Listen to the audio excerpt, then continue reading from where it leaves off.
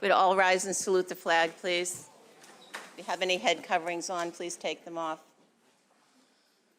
I pledge allegiance to the flag of the United States of America and to the republic for which it stands, one nation, under God, indivisible, with liberty and justice for all. If you'd all please remain standing for a moment of silence in honor of our men and women serving in the armed forces and those who have given the ultimate sacrifice.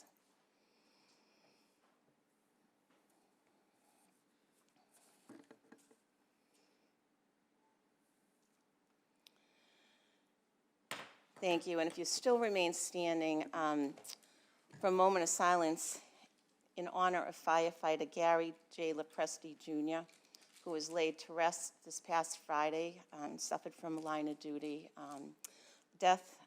It was a very sad day for the Malden Fire Department and those in attendance, but if we could remember him and all he's done for our city.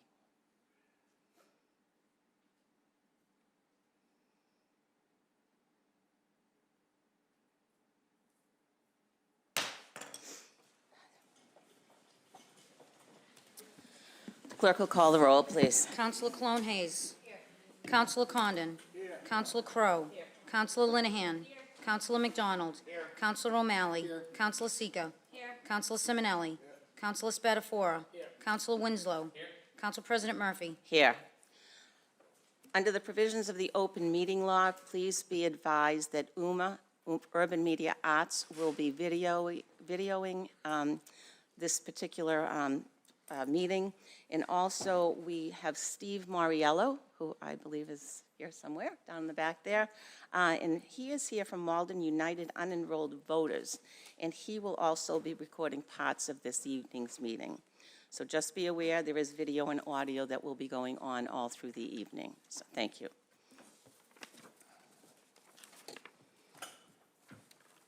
I guess while I have the mic here, we have a very large crowd here. We don't normally have this many people in attendance.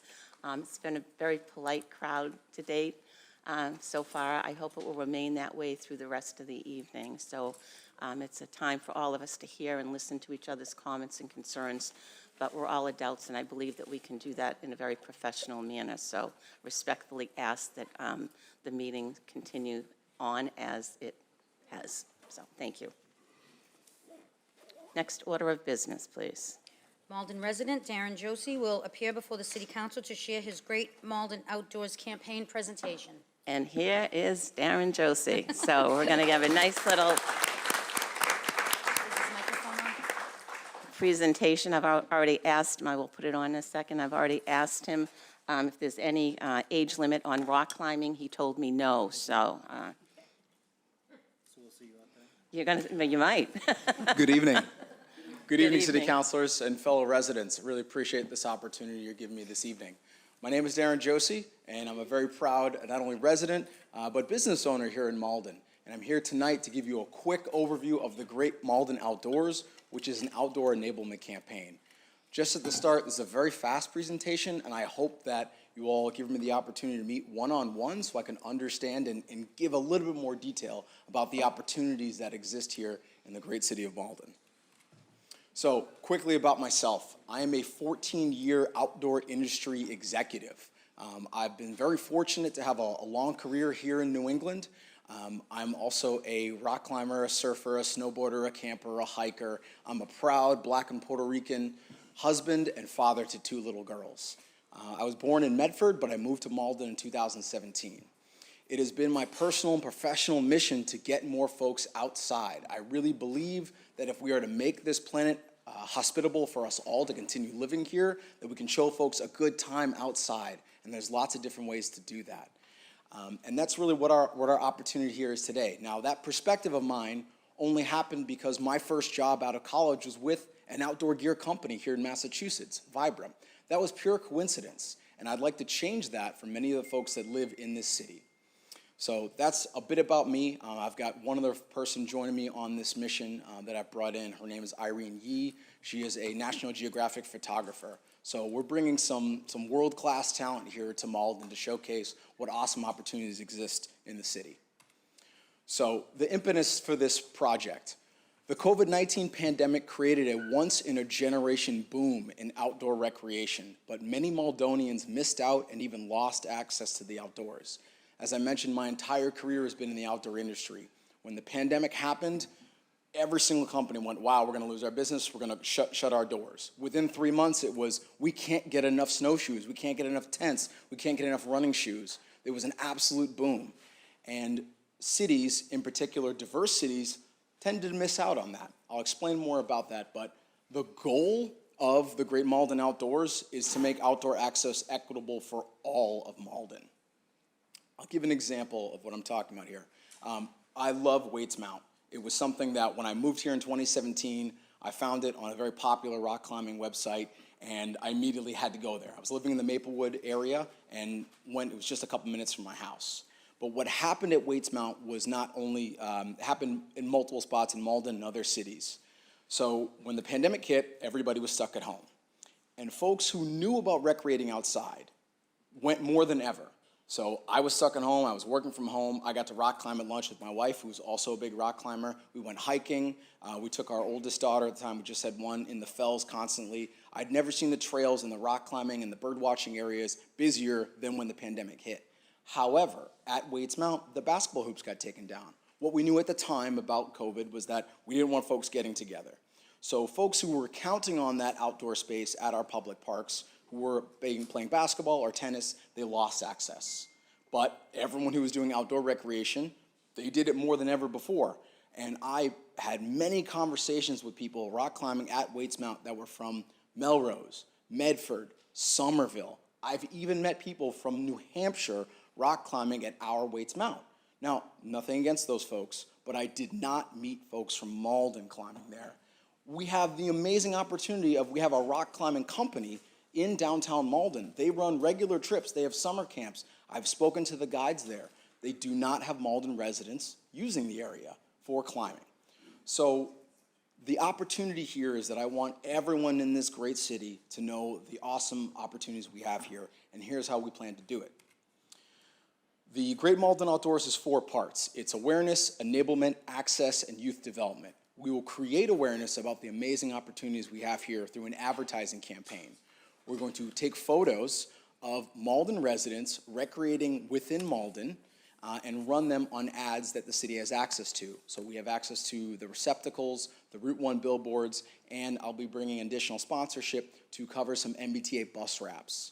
Those ads will drive traffic to the Great Malden Outdoors, a website I'm building for the city that the city will own, and that will enable more folks to know where to go, how to get there, skills and gear you would need to do it, community groups or activity groups to go with. So if you're the only one in your group who does it, you can go with others. Or if you're looking to hire a professional to take you, if you don't feel you have the skills to do it, you can hire a local professional to take you. We'll also have links to local retail if you want to purchase gear or take some skills building classes. We have that here in Malden. The other part is access. Now, as I mentioned, I've been working 14 years in the outdoor industry, and when you try to get more folks outside, particularly for diverse communities, there may be some barriers to entry that we don't always think of. So we'll have the basics on a physical barrier to entry. I'll be putting together a report as well as working with all of you to say, hey, we need a crosswalk. There's one of the most popular trailheads in my neighborhood, right where Fellsway and East Border come together. We're talking. There's no crosswalk there, and I see lots of groups try to cross the street, and there's no button, there's no crosswalk. As I'm sure you all are aware, there are 70 languages spoken here in Malden. The few trail signs there are only in English, so that's another barrier to entry. There's also an ethnic barrier. You may ask, and I, as a Black and Puerto Rican person, get this from my own family, wait, we Black and Puerto Rican people rock climb? They surf? Yes, we do. And I have, through my connections, many, you can name every single ethnicity. I know someone who professionally recreates outside, and I want them to meet either on Zoom or these other community groups to talk to folks to encourage them, yes, this is something our community does. And I'll be looking to all of you to see, hey, who are the other community groups that I can talk to about making sure that they know these areas are available for them and free and open to the public. And then lastly, youth development. Like I mentioned, I started my career just out of coincidence. My first job happened to be in the outdoor industry. Let's start that sooner for our young folks here at Malden High School.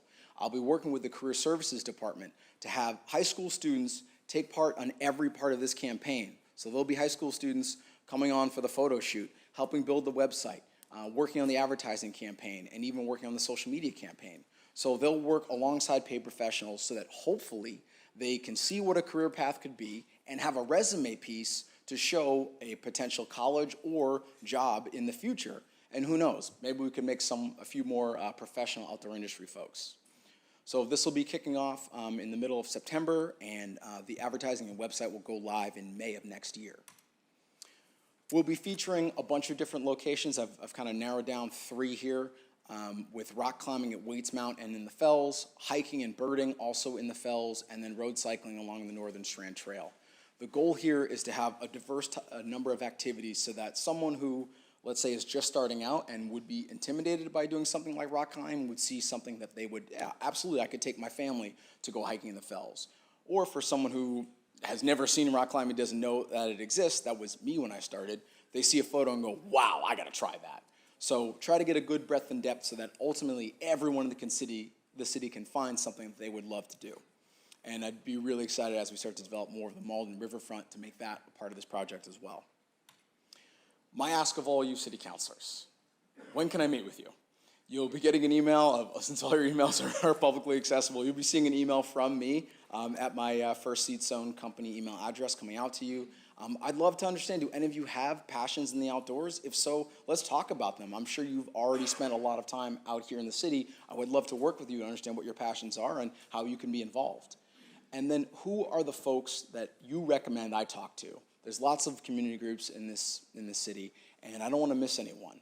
So I'd really like to hear from as many people in the city as possible to make sure that we're creating something that future generations can enjoy. And that's it. Really appreciate the time, folks. Dan, I would suggest you stay there because I'm sure I'm going to have a few lights that will come on and there'll be some comments or questions, and they're already starting fast and furious to pick up here. Councilor Linehan, you are first. Thank you. Can you hear me better now? Thank you, Madam President. Darren, it's so great to see you here. I want to welcome you as a Ward 3 resident and neighbor. This is outstanding, and I'm really excited and would be honored to partner with you on this. I wanted to just say a little bit about, thinking back to the pandemic, right? I think I had been first elected, that hit. All of a sudden I was in charge of the Fells and the pond and really kind of two of the only places that were actually open for outdoor recreation. I learned a lot through that process. I learned about working with DCR, about working with Malden Rec. If I can be helpful in any way in unblocking any issues that might arise between the city and DCR, I predict that might be where some of the slowdowns are. I want to offer myself as a resource if I can be helpful. And then also just some of the things that you pointed out. I don't actually have a lot of rock climbing experience myself, but I have a lot of on-road cycling experience, like cycling as a woman, cycling with young kids. If there's any way to get involved as you start to unveil and deploy some of that stuff, would love to be involved with that in particular, but just kudos to you. Can't wait to see where this goes, and I think it'll be really popular, and thank you and congrats. Thank you very much for your partnership. I'm a former DCR part-timer and would absolutely love some assistance there. Thank you. Councilor McDonald, hold on one moment. Councilor McDonald. Thank you. Well, Darren, thank you. This is really tremendous. And I just want to say, I know my kids are watching this meeting, and we've been climbing with you and your family at Waits Mount, and it was really a blast. They're 6 and 8, so it really can start young, and they really enjoyed that during the pandemic. So I'm really excited for ways we can make that more accessible to a wider range of people. I just really appreciate your leadership in bringing so much of this forward. I look forward to meeting with you and talking about, my head's already spinning about how we can help families and schools get access to so many of these opportunities. When I was in college, we had a gear library where you could just check things out, like tents, camping stoves that if you're not kind of hardcore, you may not have, but that stuff is a huge barrier to being able to get out there a little bit. So, things like that. Anyways, I'm sure we'll talk more, but I just wanted to give you my personal appreciation and say how excited I am to work with you as a part of building environmental appreciation. I think it's very in line with our kind of climate and overall outdoor goals for the city. Thanks, Darren. Thank you for your support and excited to work together. Councilor Winslow. Yeah, Darren, Yeah, thank you so much. This is a really exciting opportunity for Malden. I'm so glad you're taking the leadership on this. And I know, having, been involved with many of the recreation groups, certainly in cycling, and know like the Friends of the Malden River. I mean, we have come a long way in Malden in starting to build the things that get people out there. And now the next thing to do is really build the connections and the community. I say in the cycling community, always focus not just on the trail, but you have to have a culture around that. I mean, that's why we're getting the bike kitchen, because it does you no good to have a bicycle if you can't fix it and repair it and that type of thing. So it's just the same type of thing. You're doing, having people who can support you in doing the activity and having the right equipment and making you feel comfortable. So that's really great. It's more than just the equipment in the space. It's really creating the community around it that supports all that. So I really appreciate you focusing on that and looking forward to working with you in any way. Thank you. Great. Well, thank you for the many years of long work to get that going. I mean, it's an easier opportunity here because so much infrastructure has been put in place, and I really feel like it's the opportunity here to make sure that our residents take advantage of this before. I mean, it's already happened. We're seeing folks from other towns using these facilities, and our residents, for the most part, aren't. Councilor Cologne Hayes. Thank you. Hi, Darren. It's so good to see you. I'm not sure if I shared this with you before in the past, but I used to teach ropes in a confidence course, rock climbing, and so I am so excited to see this. I took courses in high school, so I'm all about teaching, especially in urban areas, going into the schools. That's where we had an outdoor education program, and that's where we first learned, my husband and I. And back 25 years ago, we were at Waits Mount, using that and practicing on that wall and that face there. So it's so good because more, to see it getting more attention, because you're right, we're in the Fells also hiking. We're very big outdoor people. So we are in the Fells, and the amount of people that has increased since COVID, it's tremendous, to the point where I'm like worried about the trails. So, thank you for doing this. I will absolutely get in touch with you. I want to partner on many things. I'm going to be leading a Girl Scout troop. I think that would be a great thing to do, to teach them. And, things with the high school, I'm always involved with youth activities. So thank you for bringing this forward, and I'm really excited. Thank you for your passions, and really, I think you're right on that we have to be creating more stewards. If new folks are checking it out, we want to show them here's how to recreate safely and also keep these areas clean and being able to reuse for future generations. Councilor O'Malley. Thank you. Do you prefer DJ or Darren? You can go with either. Well, DJ, thank you so much for coming tonight. To kind of echo what Councilor Cologne Hayes had stated, I think that something that's really important is stewardship. And I think one of the things that, as a ward councilor who represents Waits Mount, it's how do we create a culture of respect for our parks? We've always had issues with broken glass, graffiti, throwing bottles on the ground, and so I would love to work with you in addition to all of the places that you've identified, but also really working on that stewardship part, because I think that's really what's going to get kids to feel the respect in the parks and know that it's their responsibility to take care of the parks too. I really appreciate your partnership there, and I think you're spot on. As a place becomes more beloved by more folks within the community, you have more people keeping an eye out for it and go, hey, don't do that here. I love this place. Please don't hurt it as well. And I think that you had mentioned the basketball courts. There had been a time when the city was thinking about actually getting rid of the basketball courts there. And working with the recreation department, we said, it actually makes sense to have the basketball courts up at Waits Mount, because the more people you have up there, the more eyes you have on the park. And one of the issues is really people doing things when people aren't there. So the more people you can have in the park, the more people you can have using your public resources, the better they're taken care of. So I look forward to working with you on this project. I appreciate the partnership and wholeheartedly agree. Thank you. Councilor Crowe. Thank you, Madam President. Thank you so much for this presentation. I'll say, my day job, I work with the YWCA, and we just started, actually launched over this summer a little bit, a program called Quest for Life. And it's really working with teens. The focus is really about mental health, and it's kind of get off the phones. During the pandemic, youth's mental health kind of really deteriorated. So it's about putting the phones down and reconnecting with people, reconnecting with the world around us, and taking those hikes. See what we have in Malden, and sort of build that up. So you're connecting with other people, you're connecting with the world, and you're, putting down the technology. So I'm really encouraged, and I'd love to put you in connection with Bryna, who's overseeing that for the YWCA. I'm very excited, and I feel like Malden is so lucky to have such a thriving YWCA. I did not even know that organization existed, and when starting this, I had a few folks The tell W me, makes the difference. but I have a meeting set up, I believe in 2 weeks. So I'm With Chris very Murphy, excited. yep. Yes, and would absolutely love your partnership in that. Thank you. Thank you. And see, Council Spatafora, I was just going to go from the chair, Well, I had to but go speak. ahead. Thank you, Madam President. DJ, thank you for coming. Great presentation. I completely agree with everything you said in terms of getting children out and getting off the phones. I think it's good. I think social media is the death of this country, to be quite honest with you. And I will be probably the most honest counselor up here. You'll never getting me on a rock wall with ropes. I'm just letting you know that right now. Challenge Photo op, accepted. no photo op, it ain't happening. But I will tell you, you don't really appreciate, because you think everybody has the ability to go out and see the woods, sleep in a tent. But what really kind of brought that into perspective for me is the Malden Teen Center does Outward Bound.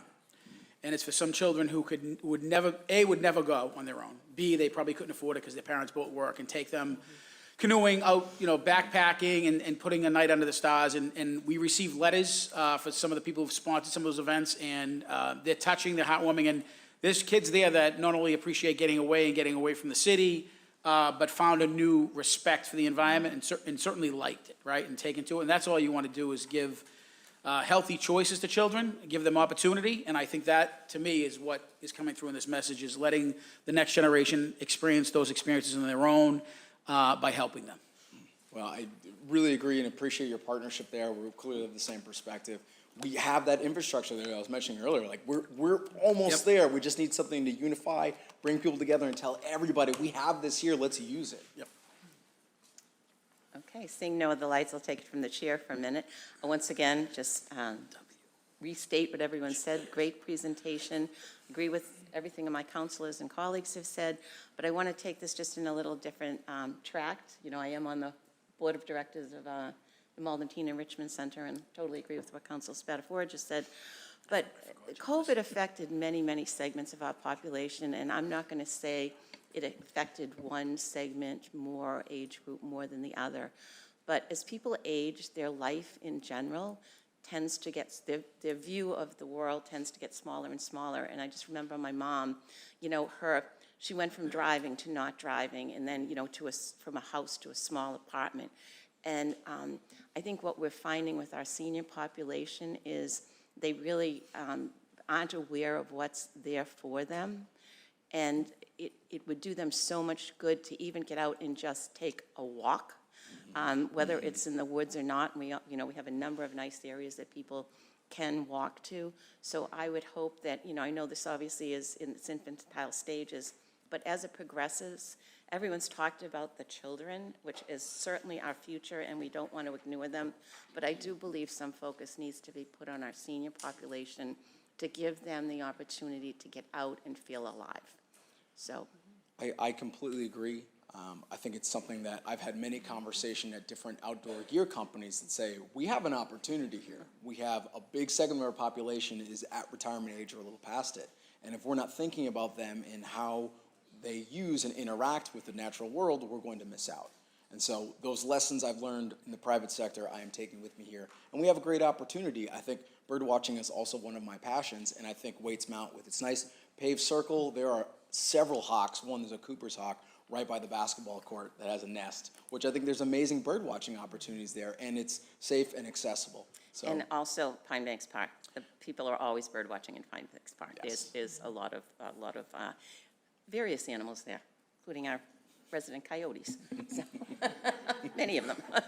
So anyway, Darren, thank you so much. I'm sure all of us are looking forward to the individual conversation we're going to have with you, and we're looking forward to seeing how this program rolls out.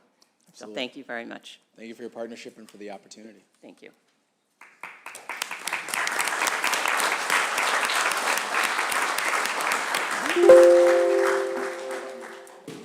I did good, and then I hit a button. Okay. Close it, close it. Oh.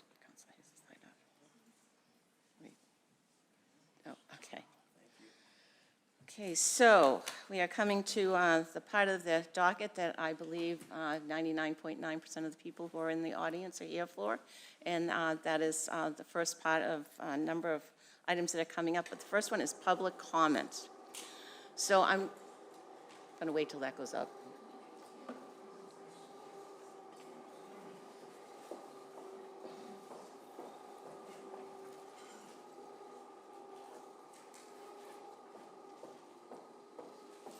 So public comment is allowed under the council rules. Each speaker is limited to the subject matter that's relevant to items on the docket or the agenda and must keep their comments to 2 minutes or less. We have a half an hour reserved for a public comment. So 2 minutes per person means 15 people can speak. Okay. If people can be quick, we will continue to go until we get through that 30 minutes. So, you know, if someone before you has said everything you want to say, you know, if you can just shorten your speech to cover those pieces that haven't been said, that would be great. We did receive a number of letters that have come in throughout the day.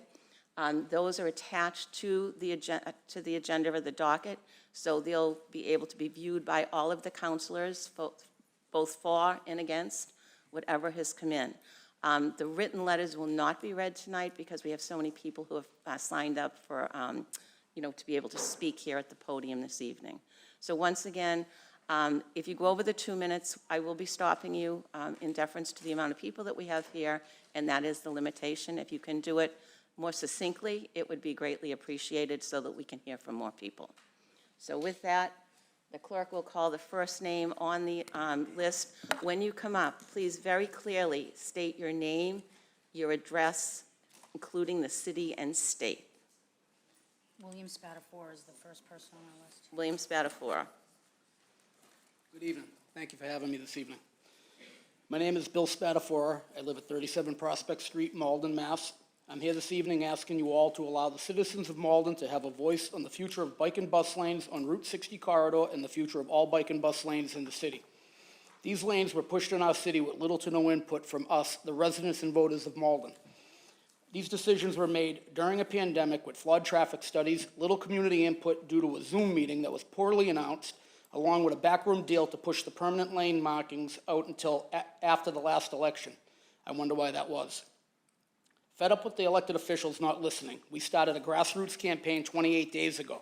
We have over 600 members who are in complete agreement that the added traffic in the city is caused by this failed experiment. This traffic has forced vehicles onto secondary roads not built to handle the unprecedented amount of vehicles. This is not only a traffic issue, but also a safety issue. And quoting a bicyclist from Malden, this bike lane was designed to kill bicyclists. I would never allow my child to ride a bike sandwiched between the 108 and an Amazon delivery truck, yet this is what many of you are encouraging. 2 online polls created by other Malden social media groups show that residents of Malden are fed up with sitting in bumper-to-bumper traffic while bike and bus lanes go relatively unused. In closing, while many of you have already made it clear you will not listen to your constituents and have complete disregard for democracy, if this vote fails, we will get the required number of signatures to force a special election where we will be heard. And every no vote will be remembered come Election Day, as we still have a voice in the voting booth. Thank you.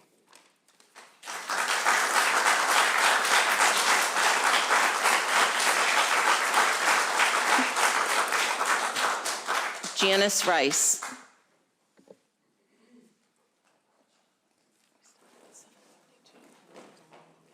Good evening, Janice Rice, address? Address, please. 103 Henry Street, Malden.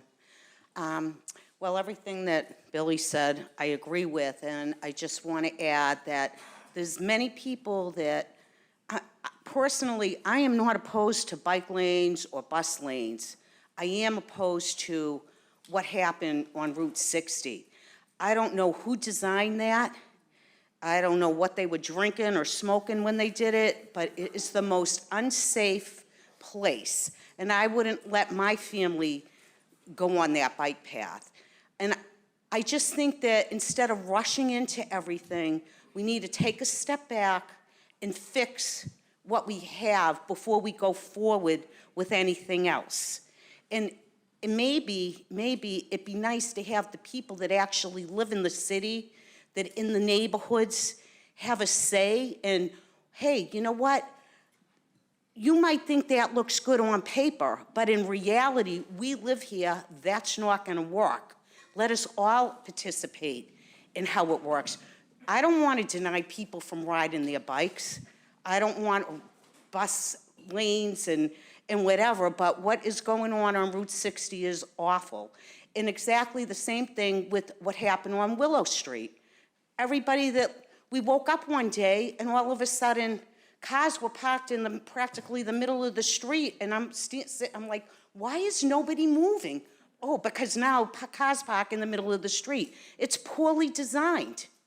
And that's what my issue is. And I really hope that you will let this go on a ballot so that everybody gets to have a say, all Malden residents. And that's it. Thank you.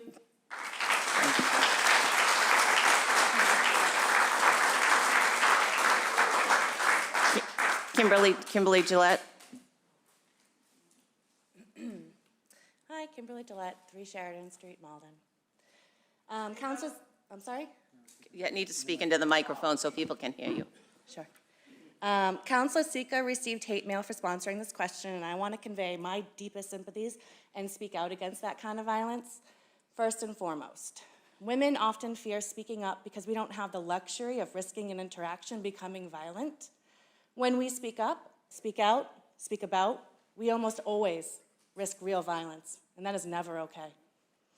The future of Malden, are you serious? The future of Malden is loud and proud, and they are actively engaged. What you see before you is quite literally Malden's past. Please don't ignore the needs of Malden's future tonight. Somehow, people are under the impression that they are entitled to more of the road if they are driving a car. What an incredibly privileged place to come from to just assume everyone in our city has a car. For every one angry sign holder tonight, there are 100 Malden residents who don't feel comfortable speaking up and speaking out on social media, where it is so often met with the same bullying and ridicule that our councilor received. But they need public transportation and safe options on the road. The less than 600-member group has already shown signs of inciting violence. Bike lanes that have helped direct traffic and attempt to solve issues with rules have been damaged. I have the unique privilege of not caring about what Neil Kinnan says about me, and I'll take the dirty looks from the palm-colored boomers behind me all day. Will you? Will you vote for the people that need these changes? Entitlement and audacity are pushing tonight's questions on bike lanes and bump outs. We are a commuter city with tiny little old weird twisted streets that weren't built for today's massive use. I will be damned if I'm going to watch bike riders get blamed for what you guys have been up there for 10 years. Thank you. It's your fault.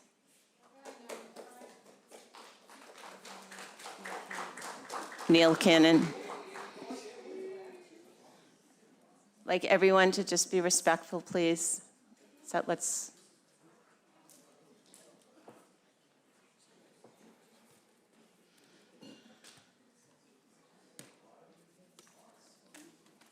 Mr. Kinnan, name and address.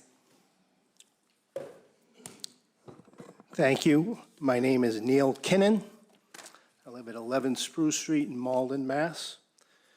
And I'm here hoping that the City Council tonight will vote to put this question on the ballot. And here's why. First, the negative impact on traffic on Route 60 is beyond deniable and is having a cascading citywide impact. And its design with a bike lane in the middle of the street is something I doubt anybody on this City Council would have approved had they known that was the design. 2, the MBTA bus ridership continues its steady decline. Bus ridership in the MBTA is 67% of what it was 10 years ago through 6 months of 2023. That is not only because of the pandemic.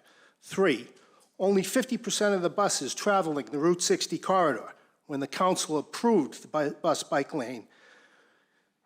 lanes will continue to operate in the future, and it seems unlikely that this City Council or any other City Council, had they known that at the time, would have approved this lane.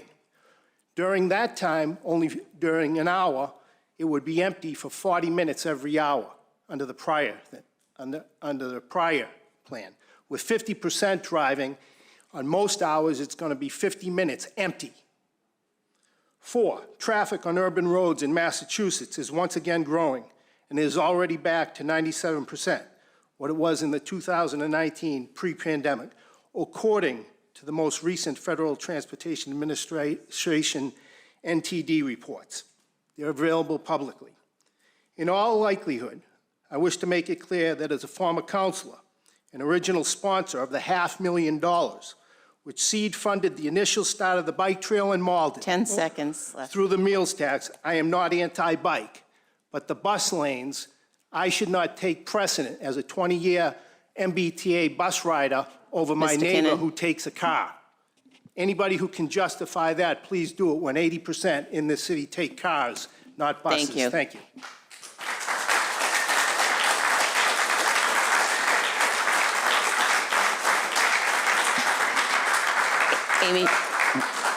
Amy Friedman, please. Name and address for the record. Amy Friedman, 8 Marvin Street, Malden, Massachusetts. I rise to speak about Resolve 312-23. I encourage you all to vote against this resolve. I don't know specifically who wrote it or whether it was reviewed by the city solicitor, but it's a poorly written resolution that infringes on citizens' rights to free speech.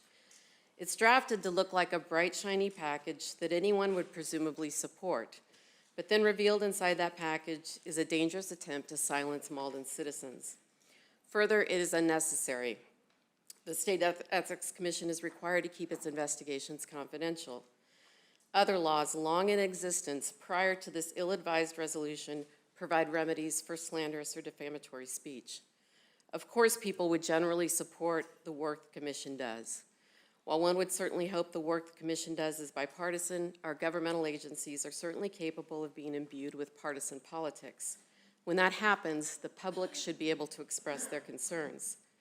But the biggest problem is the last sentence, discouraging public criticism of city employees. The sentence does not provide any time, place, or manner limitations on such speech. Council members themselves are employees of the City of Malden, as you receive a salary and public benefits. Thus, you have proposed a non-binding resolution discouraging the public from criticizing you. Some of you who are sponsoring this resolve have repeatedly publicly criticized, complained, and lamented about citizens' complaints of open meeting law violations that this board has that has occurred here. The hypocrisy in that is obvious. Thus, I think this resolution was really designed to intimidate those that publicly criticize you. It is my right to do that.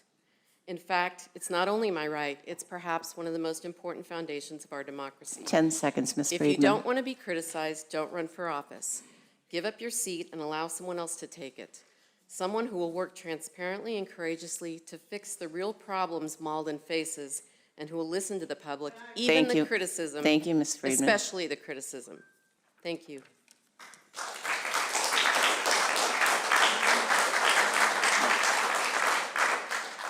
Eden Gerhard-Smith.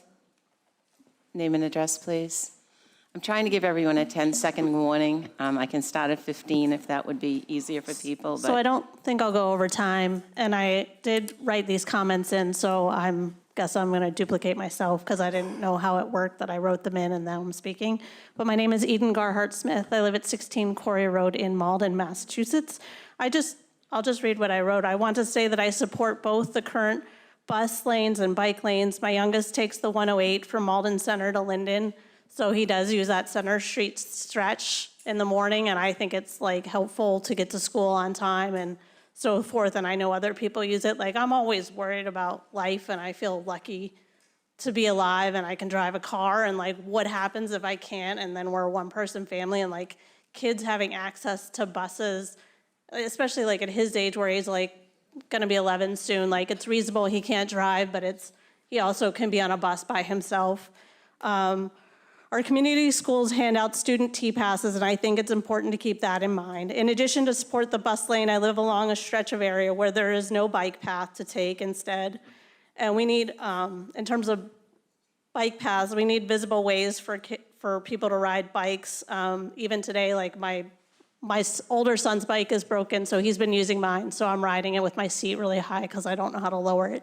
But he went to cross country at Pine Banks today, and although that's not our current bike path system, I live on the west end, but it's important that people be able to use our streets and ride bikes and get to where they're going, whether it's an after-school activity like cross country at Pine Banks. But that's all I had to say. Thank you.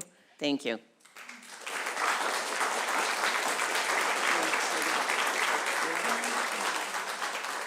Dan Keating. State your name and address, please.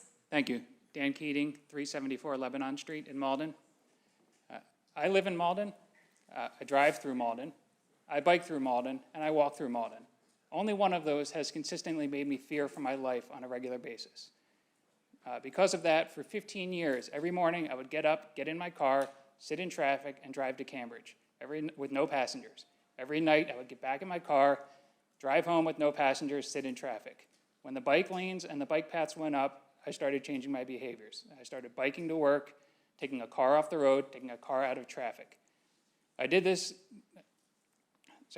again, primarily because of safety. The ability to bike was never an issue. Again, I have a car, I like driving it. I drove here tonight because it was the right way to get here tonight. And I know there's a little more frustrating than sitting in traffic. But even I know that life or death situations take priority over a few minutes of my time. And finally, I want to say that the attitude that only car owners and car drivers have places to go or the right to get there is appalling. Especially because Malden does not provide busing for our students. They need to make it as easy and safe as possible for those who rely on the bikes or the buses to get to school and home safely. Thank you. Thank you.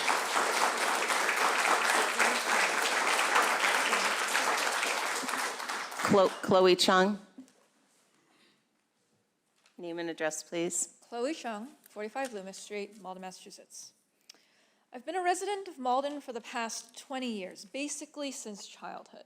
And having safe and protected bike lanes is an important part of how teens and preteens get around, especially to get to school. I also rely on Malden's bike infrastructure to get to the T station and from there work. Not to mention that bike lanes are one of the 28 proven safety countermeasures to reducing roadway fatalities and serious injuries, as stated by the Federal Highway Administration.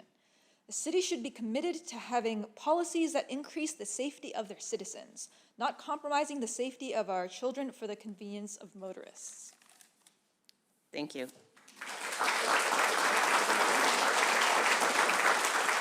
Rachel Colburn. Rachel Colburn.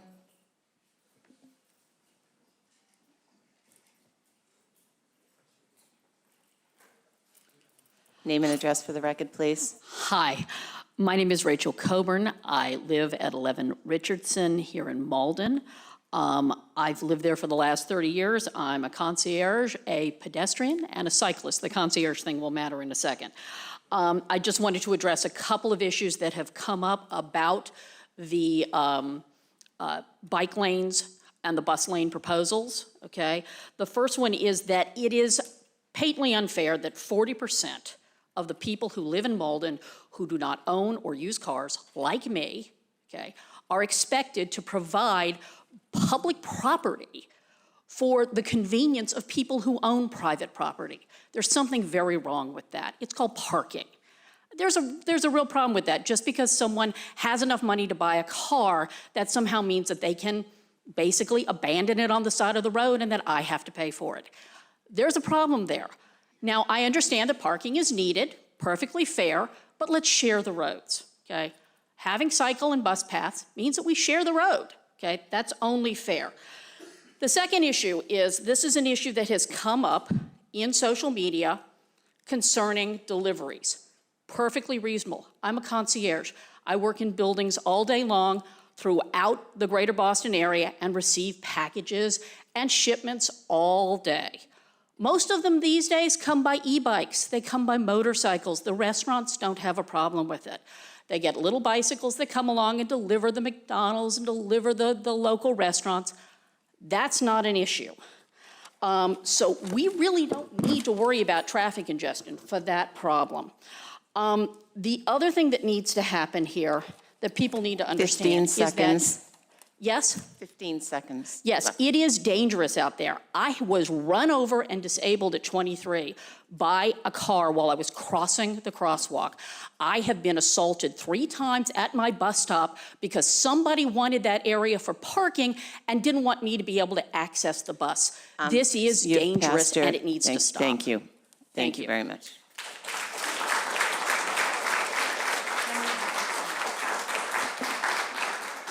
Henry Hutchinson.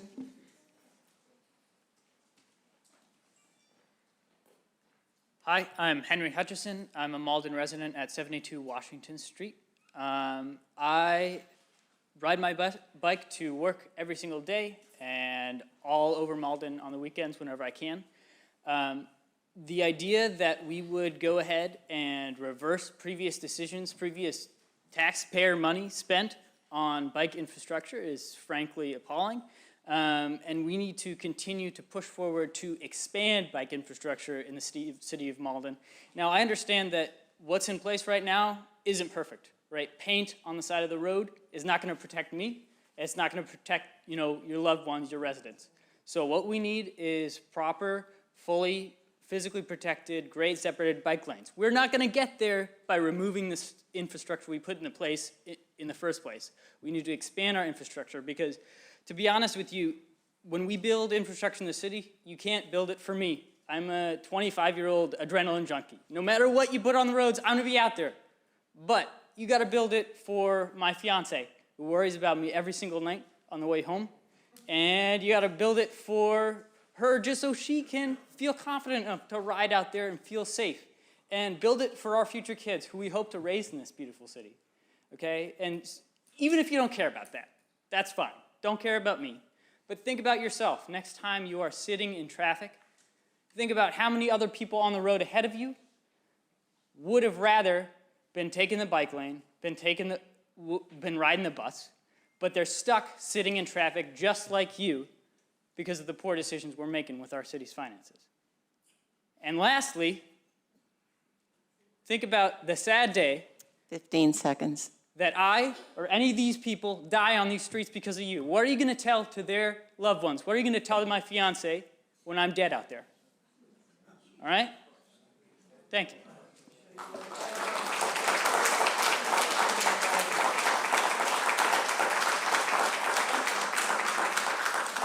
Donna Lombardi.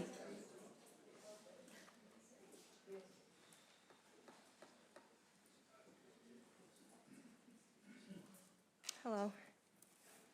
Hi, name and address for the record, please. Donna Lombardi, 551 Cross Street, Malden, Mass. I did send an email, but I know it's not going to be read, so I wanted to speak on 30723. I am in support of adding this to the ballot. The citizens of Malden have the right to be heard. Most of you run your campaigns on this theory. I would like this order to also be amended to include the bike lanes on Willow Street. This lane poses a risk not only for the people riding bikes, but also people pulling out of Lime Street, as well as limiting the parking for people using Kierstead Park. I just wanted to also include a quote from my daughter's auto school driver instructor. I don't know what they did on Route 60, but if I was you, I just wouldn't even drive on it. That's how they taught her to drive, because they have no idea what's going on over there with all the lanes going back and forth. Lastly, I would ask that you also do a traffic study on the bus lanes, because not only are they infrequently being used by buses, but the buses are speeding down them. When I drive down Route 60, they're flying by. In my email, I also said coming from Bryant Street in the morning takes me 30 minutes to get my daughter to Malden High School from Bryant Street. It's ridiculous. That's all. Thank you.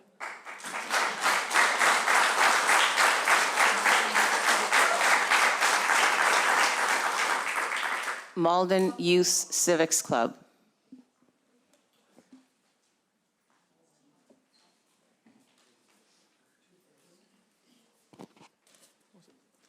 Hi, Malden Youth Civics Council from Malden High. Ladies and gentlemen, good Would evening. you please give us your names for the record, please? I'm Nicholas Dugan from 664 Main Street, Malden, Massachusetts. I'm Arnavish Ray from 30 Franklin Street.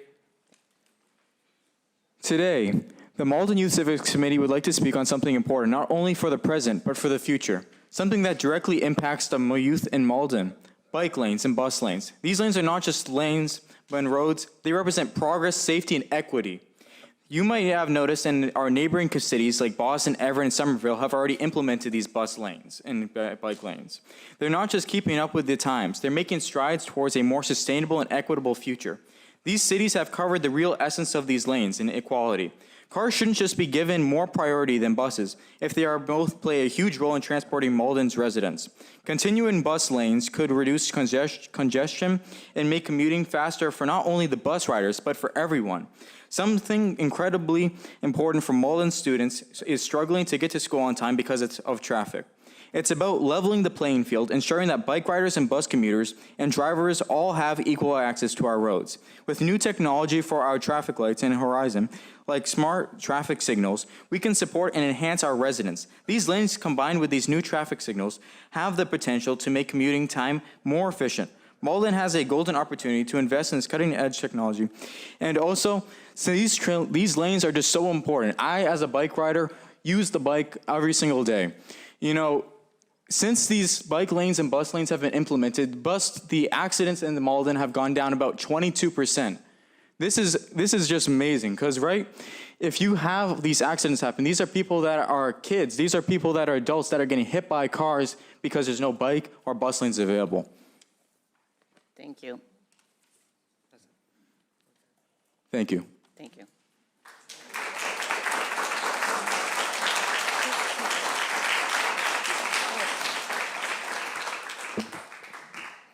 Thank you, Ms. Louise. Chris Cooper.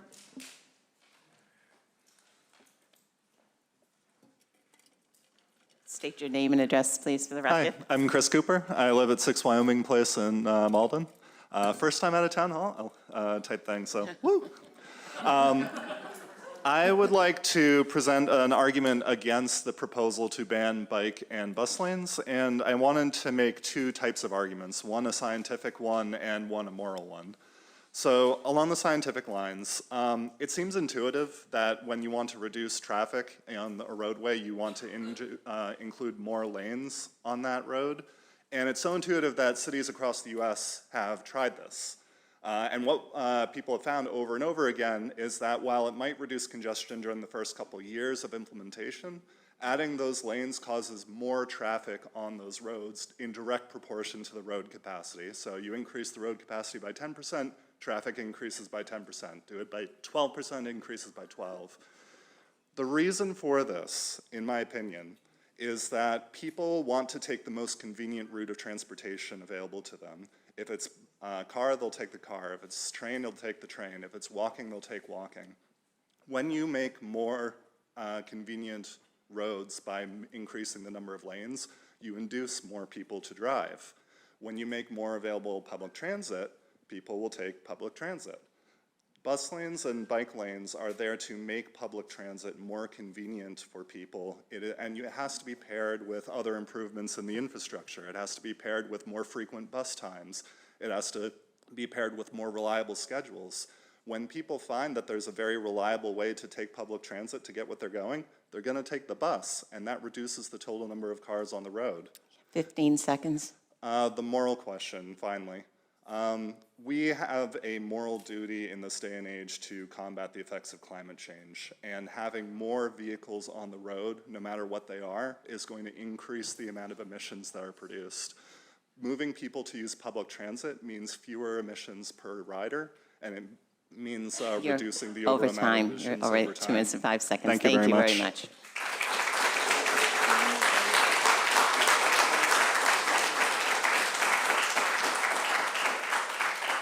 Daniel Glazer.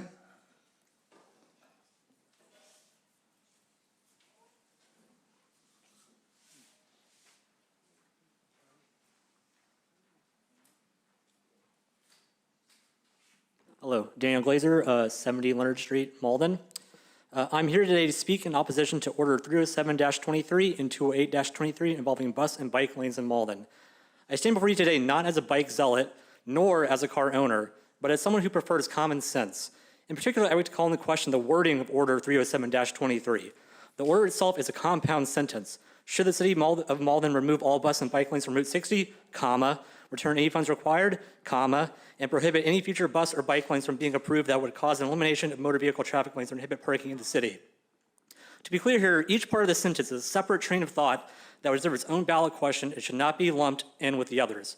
I believe that this has been done on purpose in order to earmark in the elimination of all bus and bike lanes across Malden's borders by sneaking in with the hot button issue of Route 60. A city with a healthy transit is a city that has multiple transit options for its citizens. A large part of that is by building redundancy across the system. We just saw this play out with the multi-month closure of the Sumner Tunnel across Greater Boston and the Orange Line closure in Malden last year. Can you imagine how much worse traffic would have been if there had been no alternative transit means of circumnavigating those closures other than every single person sitting in a car? Putting all your eggs into one basket, into one mode of car-centric transportation, is a recipe for disaster. To return to the order itself, if I am mistaken and the vagueness of the question was not done intentionally, the fact still remains that this order is not clear enough linguistically to even be a ballot question in the English language, much less for Maldonians that use bilingual ballots. In conclusion, I would just like to remind the council that they would do best to remember that their constituents are citizens, not cars, and people vote, not parking spaces. Thank you. Thank you.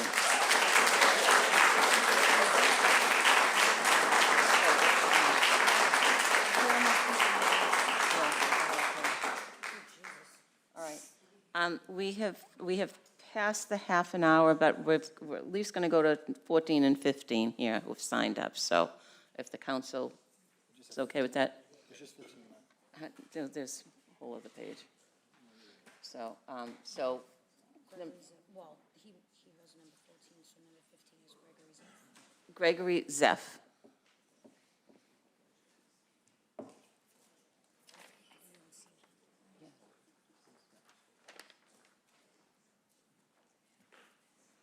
Good evening. My name is Gregory Zelt. I live at 51 Myrtle Street in Malden, Massachusetts. So I'll just come out and say it. I believe the bike and bus lanes to be an excellent addition to the city of Malden, and that they should not be removed or prevented from expanding for the foreseeable future. I personally utilize the bus lanes frequently to both commute to work and to engage in leisure activities outside of work. But honestly, it's not just about me. I work as a licensed mental health counselor, and my work primarily involves people with physical and cognitive disabilities. These people need public transportation and bikes to get to work, day programs, leisure activities, wherever, on time. They can't drive due to their limitations. That leaves public transportation or bikes, mainly public transportation, as the best way to get around. I've seen some opponents of these lanes.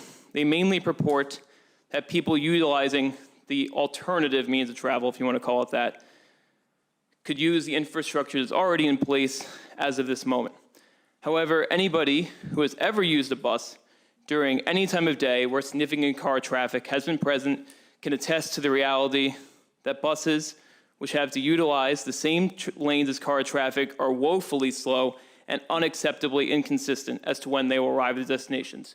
You could literally look at Google Map arrival times at any time of day to find that out. It is unjust and frankly discriminatory to make the claim that those who are either not wealthy enough to own a car, not able to drive one due to disability status, or really any reason at all, honestly, it's not reasonable to expect 15 seconds, please. that they cannot arrive at work or other destinations due to circumstances that are out of their control. Thank you for your time. I hope the city chooses to support bus infrastructure and bike infrastructure, tongue twister, for the foreseeable future. Thank you.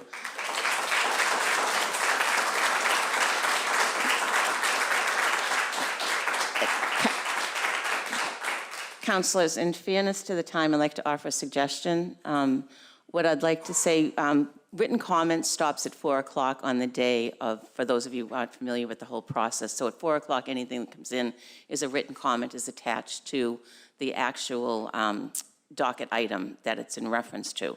So we do have a number of folks here who have signed up who have not spoken. What I'd like to do is, our city clerk has those names. I'd like to accept any written recommendations that they might want to send in to be attached to the record so that their comments will have been noted and heard. Is that agreeable with everyone?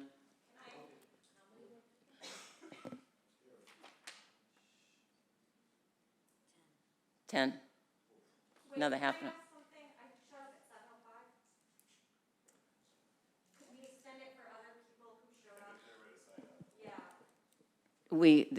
There is a set rule that we follow at 7 o'clock. We do pull them. I think that, we could, if somebody wanted to add their name to it. You can, well, I was going to say the emails stop at 4. So what I was going to say is anyone who wanted to email, and they're on this list, you'll accept the email. Yes. Okay, we have a couple of lights here. Let's see what we're going to do. Councilor McDonald's first. Councilor McDonald. I just want to say that, I really appreciate that this is democracy in action, and I support, if folks are here and they want to give comment, I would hope that we could support them allowing to at least just email the clerk. And I wanted to know if we might, I don't know if you were planning this already, Council President, but we do have a letter from the mayor about this project. That's going to actually be read when the docket item is read. Great, thank you very much. Councilor Winslow. I know we had a lot of comments, and, particularly when we had a Roosevelt Park issue, and not everybody got to speak, but I think we did at least the written comments. I think we at least give names and addresses and say for or against. I just thought there was a protocol where at least, like right now, I haven't read those comments because I didn't know how we even got those. So I'm just wondering how we, I think that we're going to vote on this tonight. So how do we as counselors know who wrote in and what they said?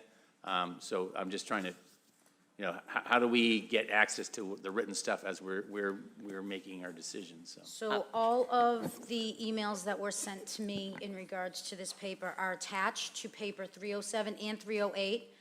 Some of them attached to some other papers as well, depending on what the subject matter of the email was about. Obviously, if you go into Legistar, just click through the agenda, you'll see all of them. Right now, each of those papers, 307 and 308, have 53 emails. There's 54 attachments. One is the mayor's letter. The other 53 are emails that came from the public. Okay. I'll try looking at that. Thank you. Councilor Winslow, are you still? Yeah, no, I'm. Are you fine? Councilor Linehan? Thank you. I was actually going to make a motion that we vote on whether to hear from the folks that came in person, just out of respect that they did come all the way down here. But I also had a similar question to Councilor Winslow. Not so much how do we read them in real time, but could we get just like a summary of how many came in and literally how many pro, how many against on the, I guess, I don't know how many items they came in on, but if we could just get a verbal summary. You want me to read all 54 emails? No, what I'm saying is if we could, I would like for us to actually vote on whether we want to allow the additional 10 people to comment live. I just feel more comfortable if we vote that. If I don't get a second, we won't move forward, but that'd be my proposal. And then I'm just hoping that we can get just a summary of this is how many we got, this is approximately how many were in favor and how many were not on each item. I know we can read them later. I'm comfortable with that. I'd like a breakdown too. I would say at the very least it was pretty 50-50, but I don't have an exact breakdown for you Okay. without reading all of these emails. Okay. Councilor O'Malley? I just wanted to say thank you to City Clerk Carol Ann Desiderio for actually attaching them. That's actually a huge improvement. The fact that we do have access to that. So I am comfortable with being able to access it there. But I would second your motion if we want to take more comments. But I don't want to pressure the council. But I do just want to really say thank you to the City Clerk for making it so accessible. Thank you. Okay. Councilor Simonelli, did you have your light on, or are you good? That's fine. I have Councilor Sika showing up. You kind of moved. I moved? Yeah, I think. Where'd I go? I don't know. It's like, and Councilor Hayes, do you have your light on too? Yeah, it's like, okay. I'm sorry. Yes, did you have your light on also? I did. I was Okay, going to all right, say so I'd then- give Amanda a second. Okay. Well, all right, then Councilor Simonelli is next, and then Councilor. I mean, if you want me to hold off, I'll hold off. Are we gonna have an opportunity to weigh in and speak on On the everybody's? papers, yes. Yeah, all right, I'll On the wait. papers, okay. All right, so Councilor Hayes, you were going to second. Councilor O'Malley already has. Have you said anything, nothing else at this point? No, I was Okay. going to, well, I'm We'll be reading the talking about documents the that came papers, through to too. yeah, I'm Okay. reading all of the, thank you to the clerk also for sending them out there, and there are a lot here. And I think that what Councilor Winslow was talking about, there was an estimate when the Roosevelt Park was coming up of something like, we had like 55 in favor and like 40 that wasn't in favor. I didn't know if you had time to do that, and I know this was a lot of work, but any kind of Yes, estimate? Yeah. Absolutely, Councilor. Okay, thank you for clarifying. I understand your question. So the difference between the public comment at Roosevelt Park and the public comment we got today is that when I was saving and attaching the Roosevelt Park comments, I was reading them, and then for my own administrative use, I was changing the name of the file to say opposed, support, so that at a quick glance, I could see that. I was publicly insulted for doing that because it was alleged that I was swaying the opinion at a glance of the papers. So today, when they came in, I did not make any such administrative notation. I saved them underneath the subject line that was Yeah, on the that's great. I email, see it. and that's why I don't have the exact breakdown. Okay, that makes sense, and I can see them here and really appreciate them all being under the docket, so thank you. Councilor Sika? Thank you, Council President. I'm pretty sure, sitting up here and listening to the dialogue that we've already listened to this evening, those 53 emails don't matter. They do matter, but they're not changing any councilor's vote up here. Everybody knew how they were voting when they came in here this evening. That's not gonna, those 53 emails are not changing people's minds. And as far as. Well, I don't know about that. I don't know about that. I don't think so, Counselor. I don't. You believe wholeheartedly one way, I believe wholeheartedly one way. Okay, let's stop. So Stop really right now. quickly, We're President. one person at a time. President Murphy, I also do not You can agree finish. You have the that mic. we should vote to allow more people to speak, because some people, a lot of people, it's been all over social media since last Wednesday, that we only take the first 15 people. People probably came up, saw that list, didn't put their name on the list to speak. I heard somebody yell out that people could have left. I don't think that we should be voting to allow any more people to speak this evening. Not that their voices don't matter, but I think that the way we've handled it before, and we actually allowed more time. Normally, it's just 15 people. Yeah, it went a little over. This is a very heated debate, but we had said from the beginning, if we can get through more than 15 people in the 30 minutes, that's great. We didn't. We actually went over the 30 minutes, but I am not in favor of us voting to allow more people to speak this evening. We gave 30 minutes. It should be 30 minutes. Other people could have came if they thought we could have been here all night listening to the public. Okay. Point of information, Madam Thank you. President, I have a point of information. Yes, Councilor Spatafora. I'm sorry, Councilor Simonelli. Thank you. Never looked so good. Thank you, Madam President. But I understand what you're saying, Counselor. It's a little different for me, and I'm going to just say why it is.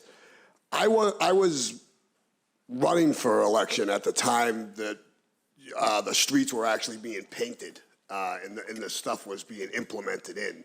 I wasn't here during the discussions, and I wasn't here when it was voted on. So, I agreed to be a sponsor of the paper so that I would have that opportunity, and I think it is healthy for having both sides up here tonight, for me anyway, so that I can see both sides of the argument and, all the elements that come into play, whether we'd have to give money back if we change those, the ones that are already there, if we change them, do we have to give money back? Those are all questions that I have that I need to ask. the powers to be upstairs, in the engineering office, and all those other places. There's the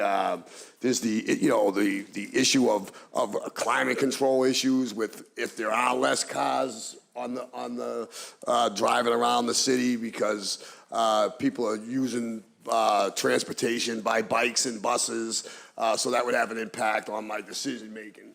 And also. It's just healthy to see both sides of the coin here, and to see, what people's reasoning is for having the bike lanes and bus lanes, or for not having them. So I think it's healthy. So that's the only reason why I'm saying, Councilor, that I do think it's important for me to hear the people speaking tonight, because I didn't get that opportunity when I was running for office because it was already decided on, and I just had to deal with the outcome. That's all. Put it on the ballot, you'll hear everyone speak. That's,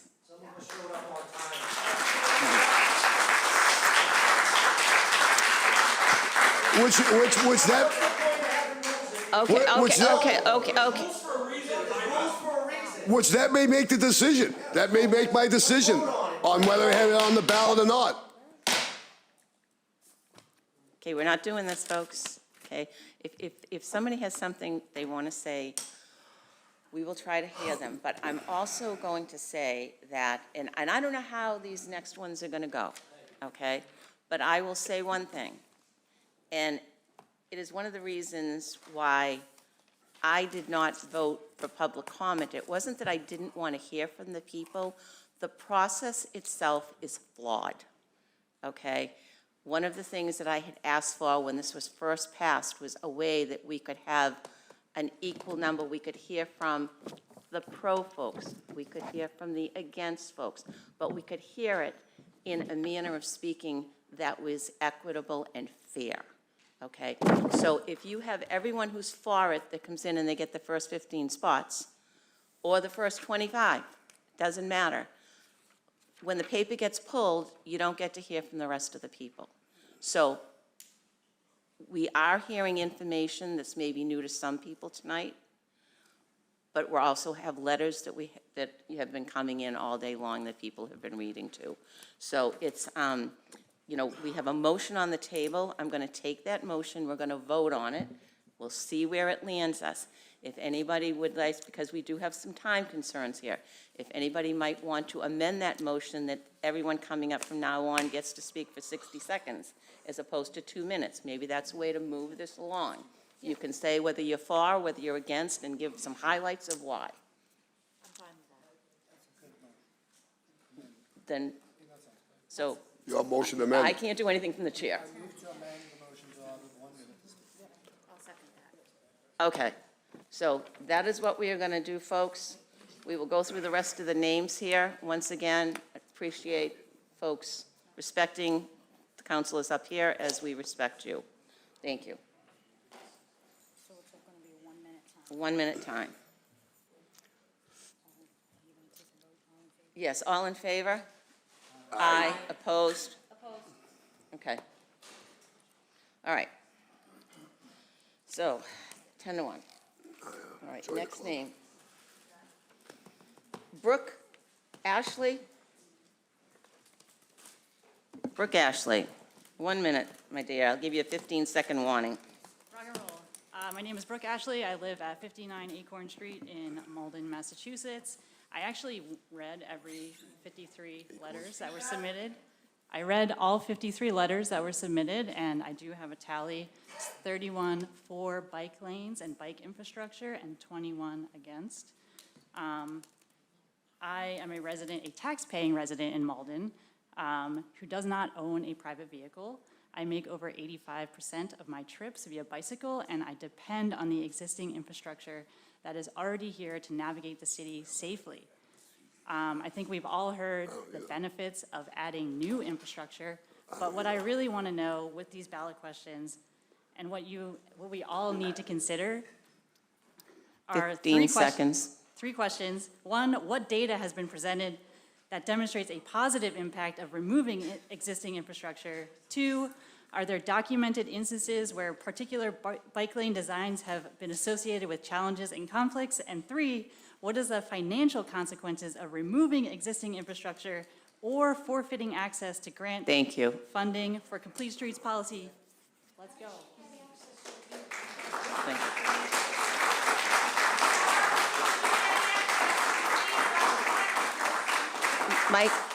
Michael, please, folks, Michael Ryan. Hi, I'm Mike Ryan. I'm also at 59 Acorn Street, and unlike Brooke, I do not ride my bike. I commute every day. One of the reasons for that is that a few years ago, I was in a crash, and I don't remember it because I lost 6 hours of my life to a concussion and memory loss. All I know is that I was on my bike. I don't remember leaving work. So now I drive because I don't want that to happen again or to have something worse happen, which is my way of saying bad infrastructure actually does put more cars on the road. It makes more traffic. I sit in it every day. I also dislike it.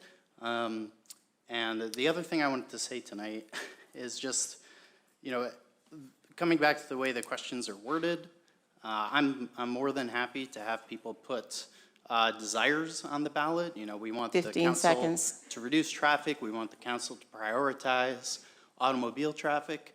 But putting specific solutions that people aren't qualified to understand the impact of on the ballot just doesn't seem like actual democracy. Those decisions should be made here in forums like this, after debate, Thank you, by Michael. informed people.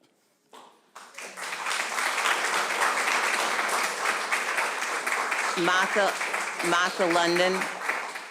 Martha London. Martha London.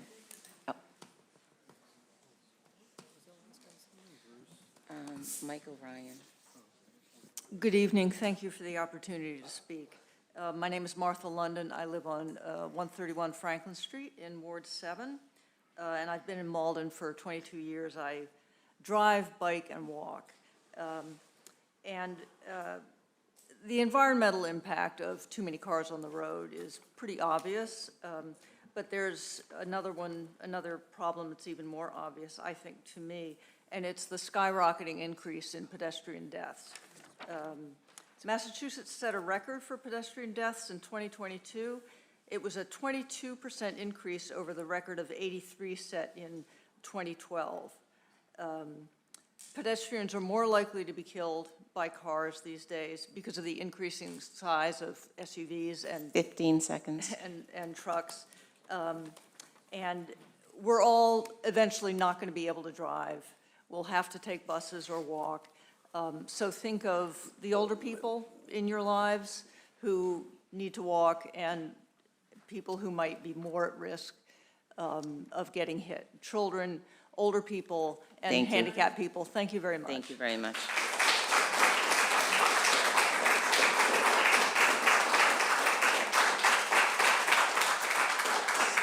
Karen Lynch. Karen.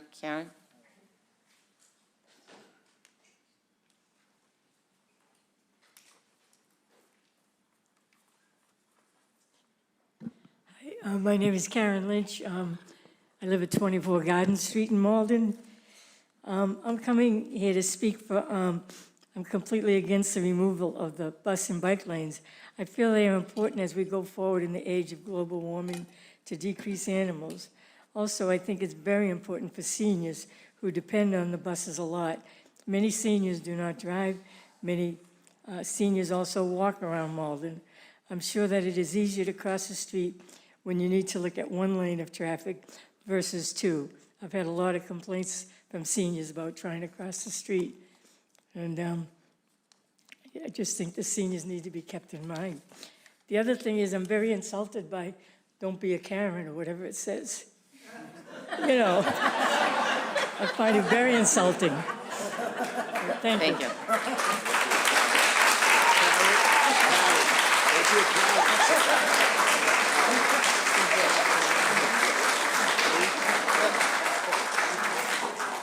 Adam Geralt, I hope I pronounced your name correctly. Hello, my name is Adam Giroux, and I live at 151 Jefferson Ave in Everett. I'm here to speak in opposition to the motion to create a ballot initiative to revoke the Mystic Valley Regional Charter. I'm a father of a 3-year-old daughter and a 6-year-old son. I have one child in attendance at Mystic Valley and hopefully another one in 2 years. As we live in an ascending district for Mystic Valley, this vote impacts our family tremendously. Enough so that I'm spending my night here with you rather than getting my children ready for bed. So why is this motion being proposed? The school has demonstrated long-lasting academic excellence and recently ranked as the 11th best school in the state by the U.S. News and World Report, beating out many of the districts that we could not previously afford. The school's charter was also recently renewed unconditionally by the state of Massachusetts through 2028. Is the issue with the mission statement, providing a world-class education and incorporate core values of American culture, which are embodied in the Declaration of Independence in the U.S. Constitution? As a husband to a first-generation immigrant, I can tell you we spent many nights reviewing U.S. history for the citizenship exam. I make no apologies for my desire to have our children learn about the founding ideals of this great country. Is it about parental choice? It seems that the residents of Malden have made their choice clear, as they've recently capped since so many of their parents have sent their children to charter schools. I and many other parents would crawl over broken glass to give our children the opportunity to succeed. Please take a walk down to the school when it is pick-up and drop-off time and take a look at the type of families this will impact. Look at the enrollment data for the school and see who you are truly affecting. I think you'll be surprised by your preconceived notions. As a voter, this is my #1 local issue. I have already voiced my opinion with the Department of Education Office of Charter Schools, Adam, my state 15 senator, seconds. and as well as the mayor and city councilor in Everett. I would ask the other councilors to please vote against this measure. Thank you very much. Thank you.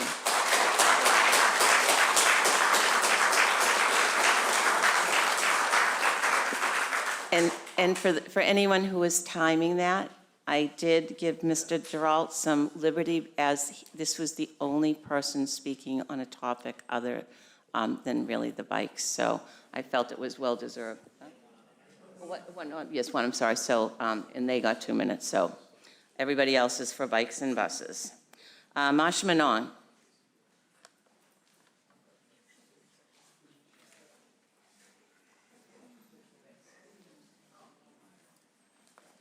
Okay, we're back to the 1-minute rule. Yes, thank you. My name is Marsha Manong. I live at 296 Bryant Street.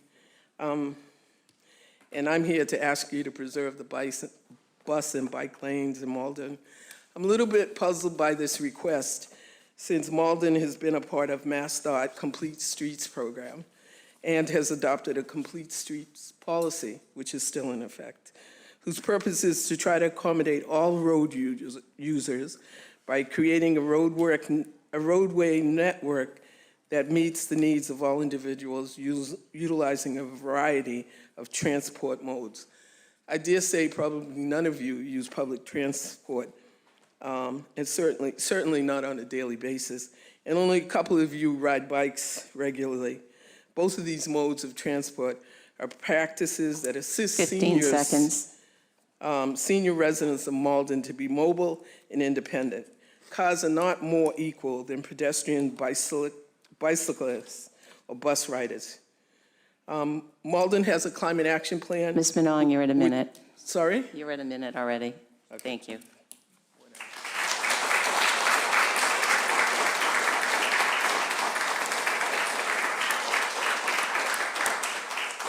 Gary Chin.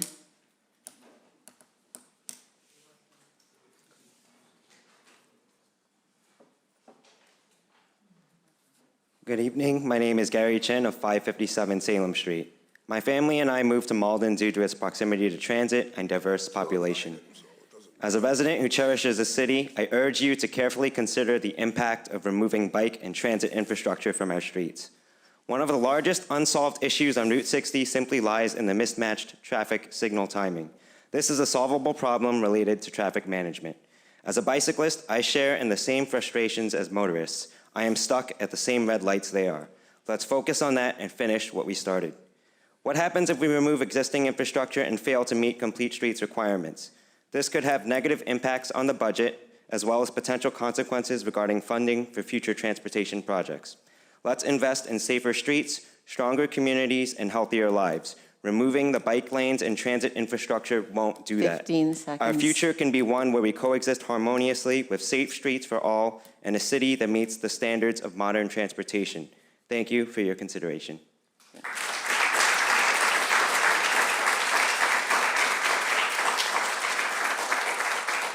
Dante DeSario.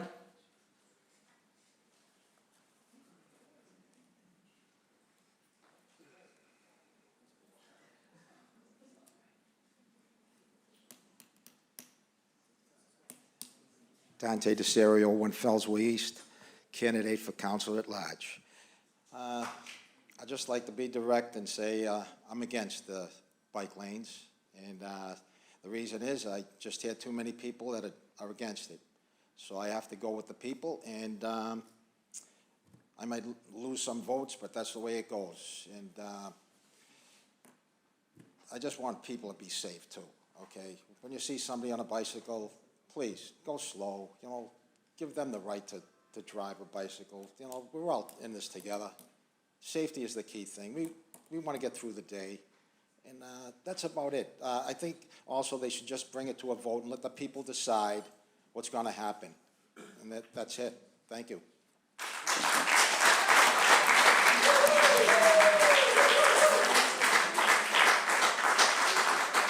Lisette Alvarado.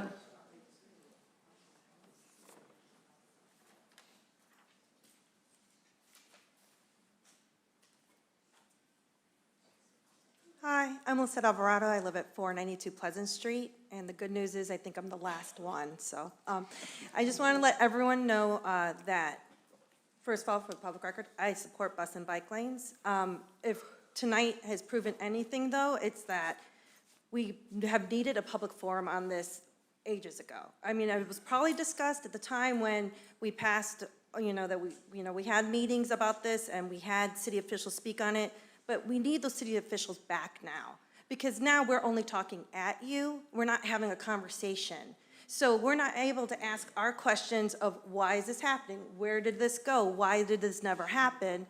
When we are now just speaking at you and not really getting answers back. You'll get to discuss amongst yourselves, but we don't get any answers specifically. 15 so seconds. I would appreciate it if we would vote no today and move forward with a public forum instead. Thank you.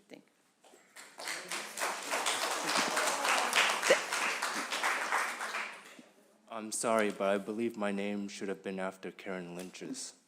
Okay, well, let me look. Sorry about that. Oh, my sincere apologies, yes. Ty Lam? My name is Ty Lam. I live at 223 Oliver Street. I am against the motion to get rid of the bus and bike lanes.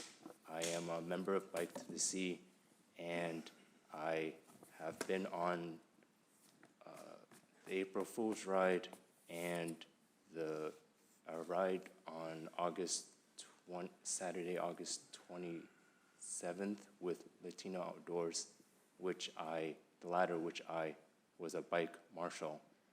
On both rides, some of the route which went on Route 60, we were able to go on our way without any incident. 15 seconds. And I depended on the buses when I was going to Malden High School about 10 years ago. So I know students still need that today. Thank you for your time. Thank you.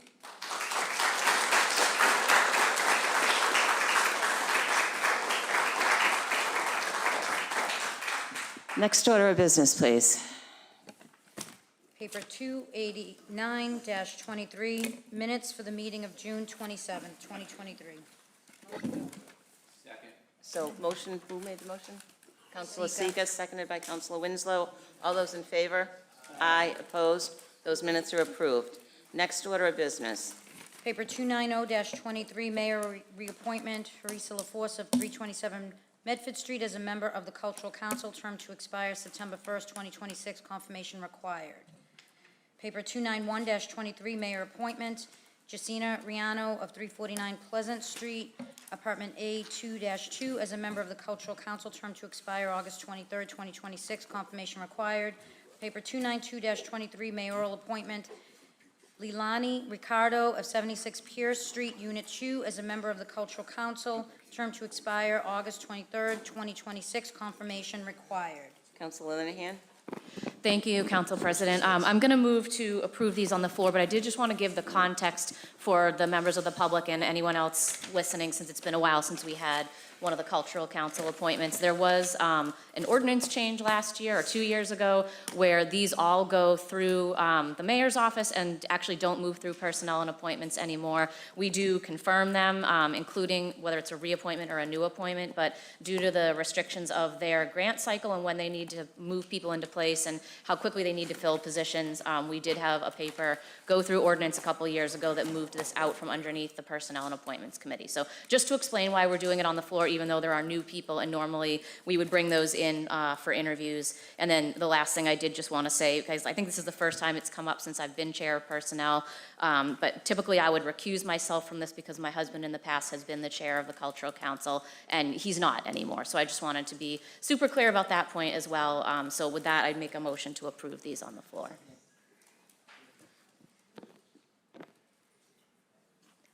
I guess both the city clerk and myself are looking at each other.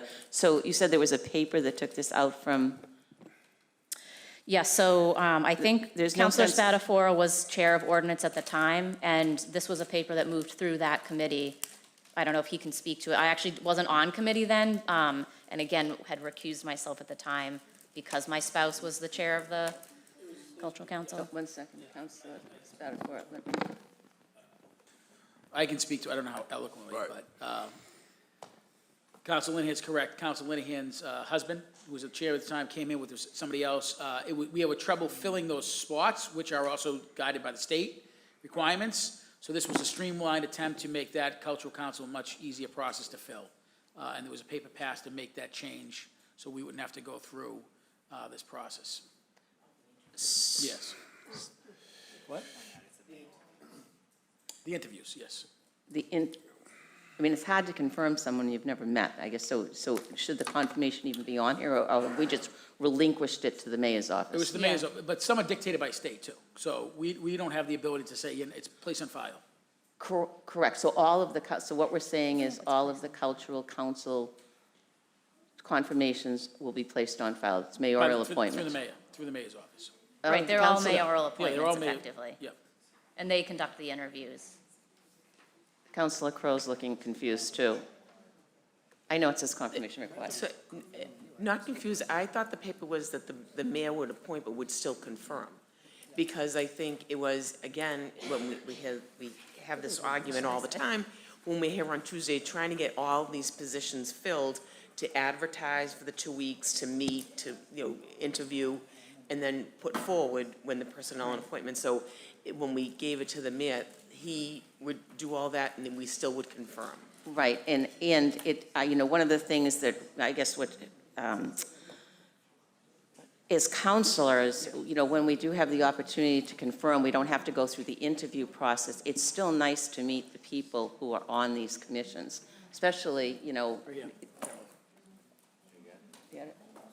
So I'm not just trying to figure Understood. out where we're going here. Like, the reappointment, I would say, yes, do that on the floor. The other ones, I was confused with.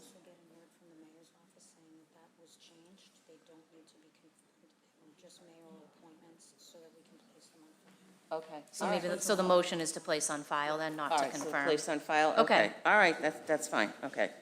Yeah. All right. If I may, this was done in August of 2021. And it's scratched out if you're looking at amendment section 2.16.080, which is, if you look at the Granicus, it just says subject to confirmation by the city council crossed out and confirmation crossed out. Everything else stayed the same. Okay, so it's just placed on file, okay. Okay, So, okay, so motion to place on file. there we go. Okay, motion to place on file by Councilor Linehan, seconded by Councilor Crowe. All those in favor? Aye. Opposed? The appointments are placed on file. Next order of business. Paper 293-23, petition, Massachusetts Electric Company, DBA, National Grid of North Andover, Plan number 307-13383, to construct a line of underground electric conduits located at the intersection of Salem and Holden Street in accordance with the attached plans. Hi, good evening. Thank you. If you would thank state your name and address. Yes, Thank you for the time. My name is Rafael Kerguelen. I am representing National Grid 170 Medford Street. We are petitioning on behalf of Datmar Development LLC. We are looking for making a trench from an existing manhole, number 20, exactly in Salem Street. Sorry. Raphael, could you just stop? Did you open the public hearing?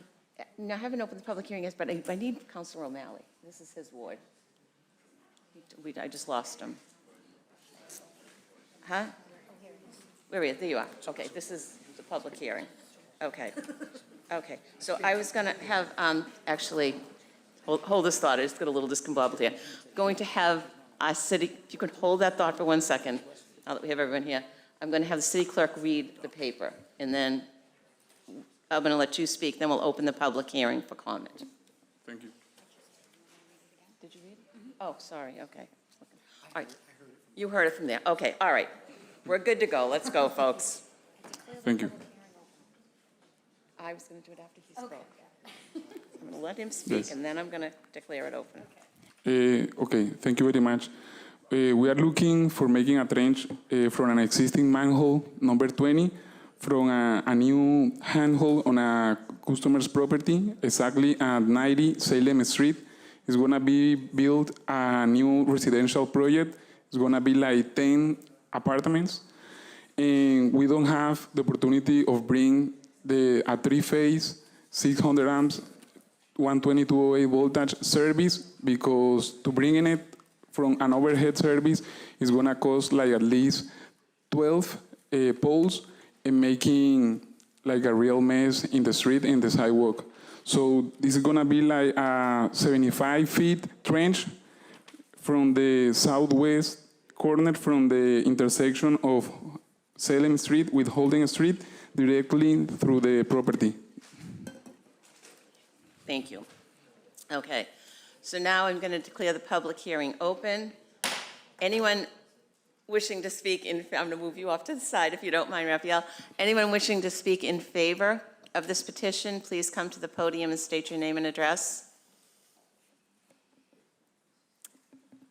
Anyone wishing to speak in favor, please come to the podium. For the third and last time, anyone wishing to speak in favor, please come to the podium.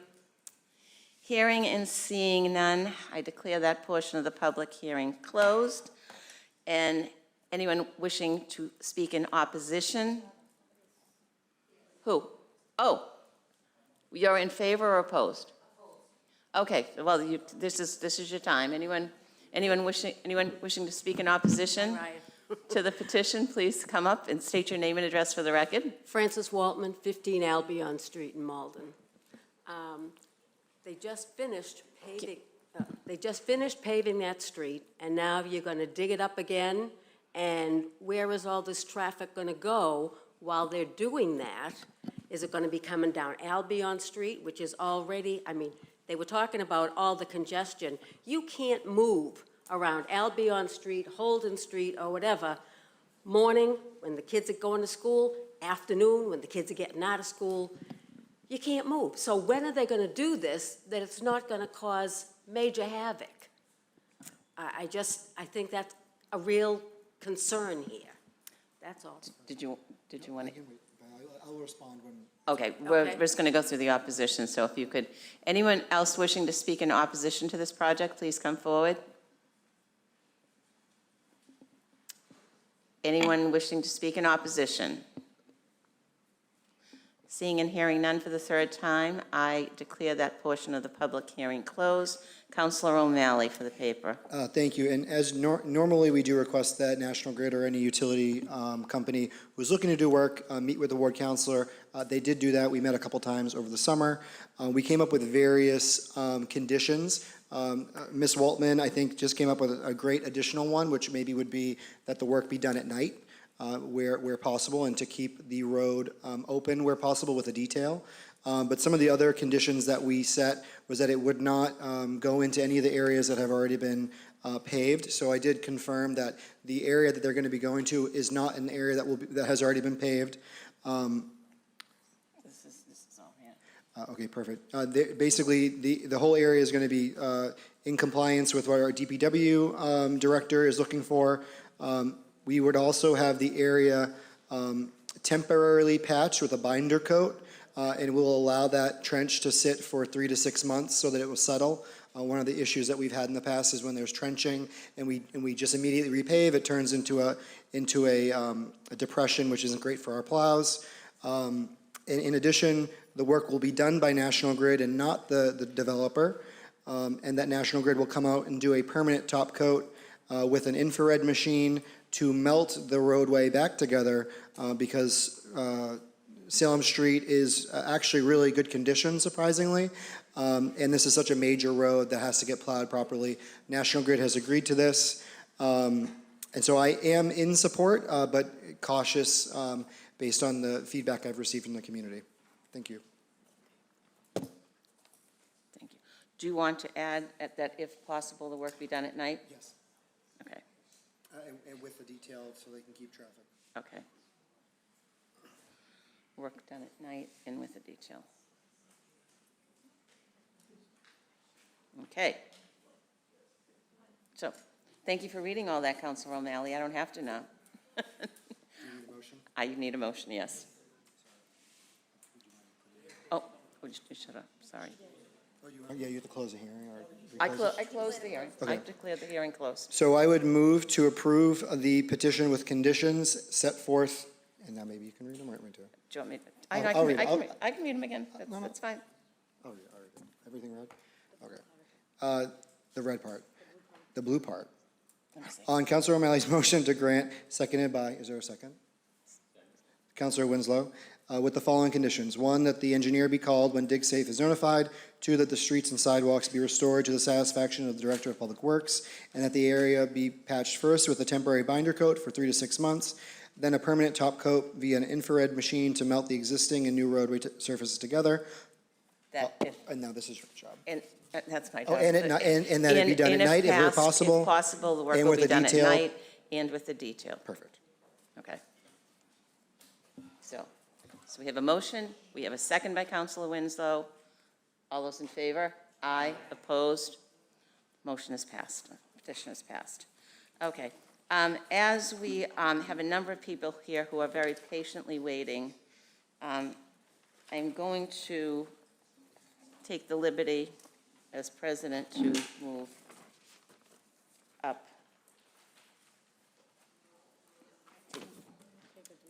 307, I'm just trying to find it. We're going to move paper 307 up, and 308, and what else did we have here? We had our gentleman from the charter school, so we'll take that also. And let's start with 307.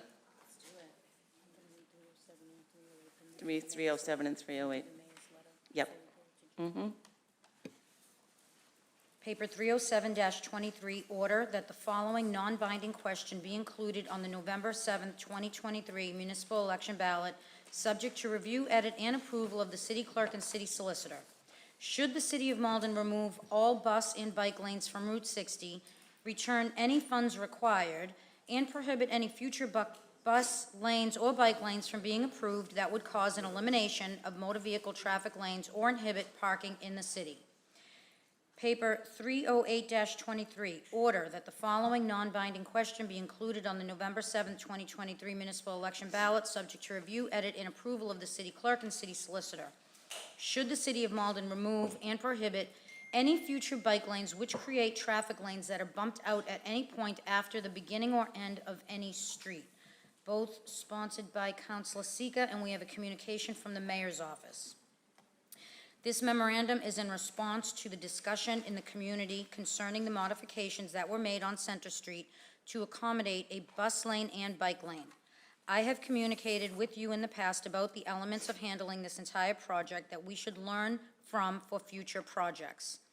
It is not my intent to go back and revisit that, but rather to recognize where we are now and to communicate from my administration's perspective what the next step is.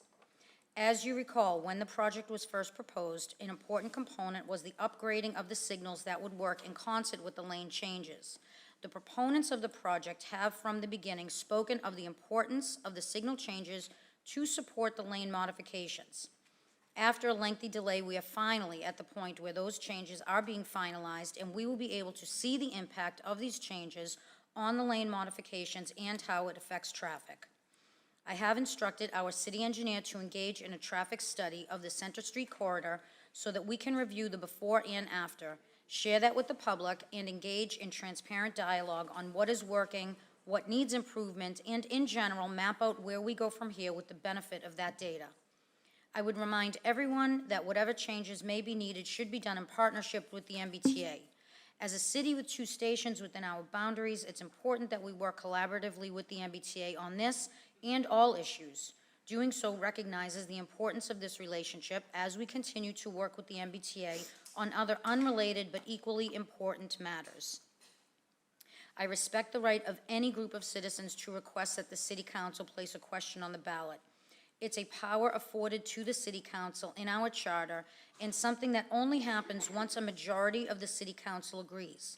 Regardless of that outcome of the discussion and vote, I intend to engage both the City Council and the Traffic Commission in reviewing the outcome of the traffic study and in discussing what steps, if any, should be taken as a result of what we learned from that study.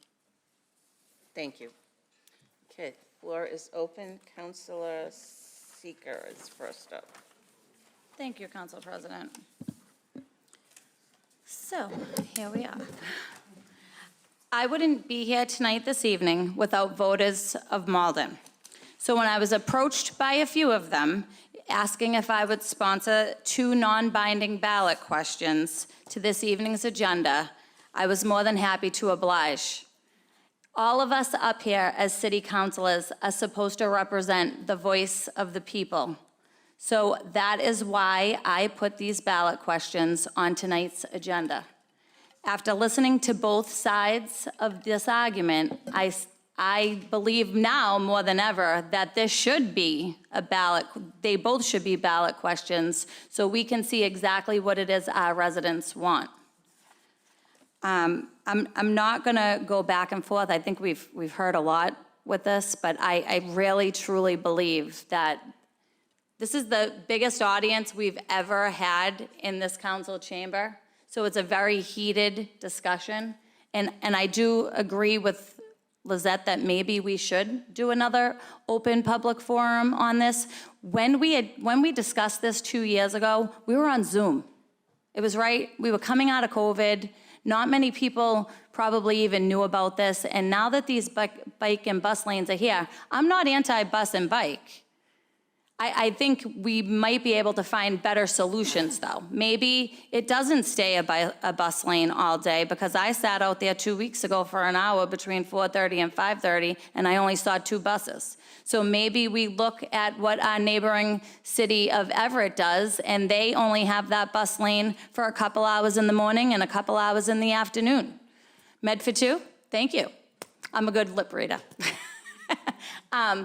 You know, there's a lot of questions we have surrounding these bus and bike lanes, and I believe that, you know, being asked to support these 2 non-binding ballot questions, it opens the dialogue for us to discuss how we want to see it. There's different ways we can do bike lanes. You can have an extended sidewalk that's a bike lane instead of the bike lane in the middle of a bus and a vehicle lane. As a mother of 2 children, I would be a nervous wreck for my children to be driving down Center Street and Route 60 in what could potentially be in the middle of a bus and an 18-wheeler on the opposite side of them. So I think that I am going to support these 2 non-binding ballot questions to be placed on the ballot for November. And if by chance it does not fail, then I would strongly urge us all that maybe we need to have more of these open discussions and dialogues to see how people want to see our streets. Because they're their streets. They're not just our streets, they're their streets, and they have every right to decide how they should be as well. That's why I was in full support of these 2 non-binding ballot questions for the agenda. Thank you. Thank you, Councilor Seeker. Councilor Winslow. Yeah, I just want to say that as someone who's been working on these transportation issues and actually has been involved in pretty much every bus and bike lane project here, I have been very committed to public input. You know, there's so much focus on Center Street. I actually, when I worked at Malden Redevelopment Authority, the first bike lanes we had are down on Commercial Street, if you don't realize. Those are almost 20 years old, not controversial. Then we did some, you know, Pleasant Street and Florence Street projects. Those were, again, some of them during COVID, some of them were during other things. We did the Exchange Street project, and I think there was a little bit of comeuppance, but I give Councilor O'Malley credit for working with the businesses, and I think that works generally. Another success has been Dartmouth Street, where we've created some connections between the bike lanes in downtown and the Y and the post office and the DCR pool. Willow Street, you talk about, you know, someone commented, oh, they just popped up. Councilor Anderson and I had 3 community meetings. It went to the Traffic Commission. I think we came it up here. The council and the public was overwhelmingly in favor of that project. So, so we have had a lot of public input on these things, and that's really my thing to me is that these projects do require a lot of discussion and back and forth, and really doing that through an initiative that is so one-sided is not really the way to go forward on our traffic and congestion issues and these safety things. So that's why I really can't support this. You know, the other thing is that, you know, we heard tonight from quite a few students. I just happened to go to Malden High today, and I was just dropping off some pens. Tomorrow they're having a celebration for the start of the school year, and I was donating something. And I was just surprised. I know Councilor O'Malley got some flack when the first bike racks went there, and they weren't up. There was I think there was at least 43 bicycles parked around Malden High. Pretty much every rack outside the quad was taken. Some railings. Those are 43 students that deserve safe ways to get around, to get home and back to school. You know, I often get a lot of flack in Maplewood Square from people who are complaining about all the crosswalks and crossing guards that serve Mystic Valley Charter School. And I have no problems with that. But I do say, I want to make sure the Malden High students have the same safety. And one of the things, a couple of things I've looked at, before the bus lanes went in, the typical speed of cars coming in towards Malden High and the Chevrolet School was 35 miles an hour. Now that is readily 25 miles an hour. The other thing is, to correct some hyperbole here, I worked and looked at every time a crash happens in Malden, our police department reports that to what's called the Mass DOT Crash Portal. And so that is a consistent database that's been going on for decades. I looked at that and I compared 18 months prior to COVID on Center Street when there weren't any bus lanes, and then have compared that to 18 months since we've had that. 22% less crashes on Center Street, which is a tremendous reduction in crashes. And then there's the contention, oh, that's just pushed things out in the neighborhood. Well, it's not true. That crash portal, I could look at every crash in Malden that occurred in that time, and the crashes, they actually went down like a 0.5%. So there's not an impact out in the neighborhoods in terms of that. Now, I agree that this project is not happening the way we had hoped.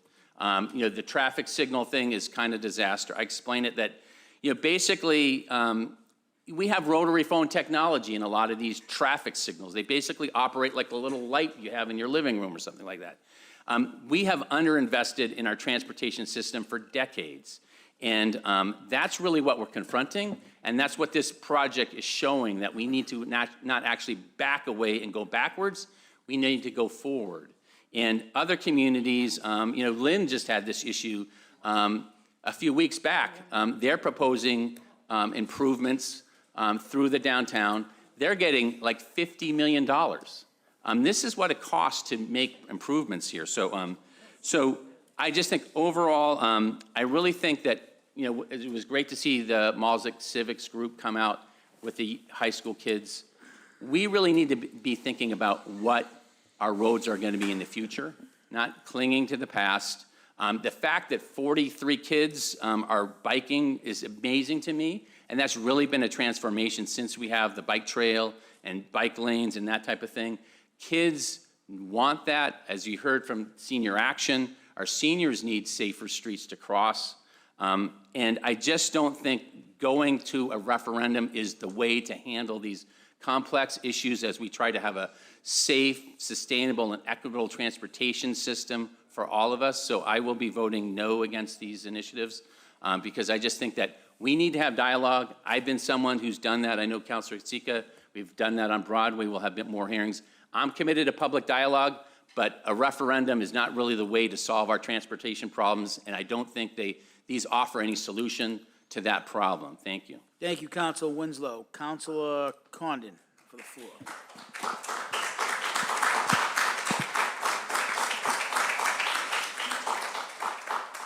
Thank you, Acting Council President.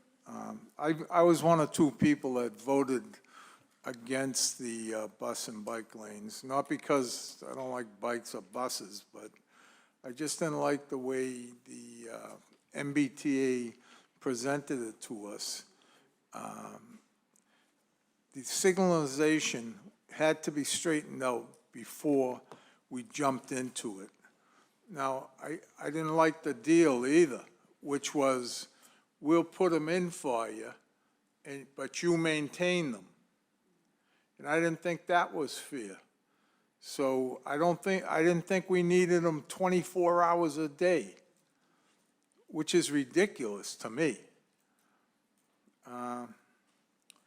So I wouldn't change my vote even today because I don't like dealing with the MBTA, first of all. They kind of got lost in the wind when it come to straightening out signalization. They were nowhere to be found. Now they're stepping forward, and I hope that they live up to what they said. But I can also tell you, I'm not a fan of giving back $370,000 in grants back to them because we would have to find that in our budget to replace it. So, but then again, it's non-binding, the vote. So I really wouldn't expect anything to happen, even if the thing was shot down. So, thank you. Councilor O'Malley. Thank you, Madam President. Without repeating too much, I think the history of how we got here, I think there's been a lot of focus, on me and Councilor Winslow, and I think that is valid. We are all aware that we were the main proponents of this, and that's not something that I would deny. But we have been trying, maybe not perfectly, as a community to make our neighborhoods and communities safer. And I'm not going to take credit for the work of others. With Councilor Crowe and Mayor Christensen, gladly and really proactively pushed through a complete streets policy that really defines how we are going to plan our streets for all users. We might not always see eye to eye, but I do think it's important to give people credit where credit's due. Councilor Murphy and Councilor Crowe, you worked on 25 mile per hour citywide. It's about making our city livable and safer for all users. When it comes to ballot questions, I support ballot questions. I do think that the ones we're talking about right now are flawed in form and content, but I don't think that's anything we couldn't fix.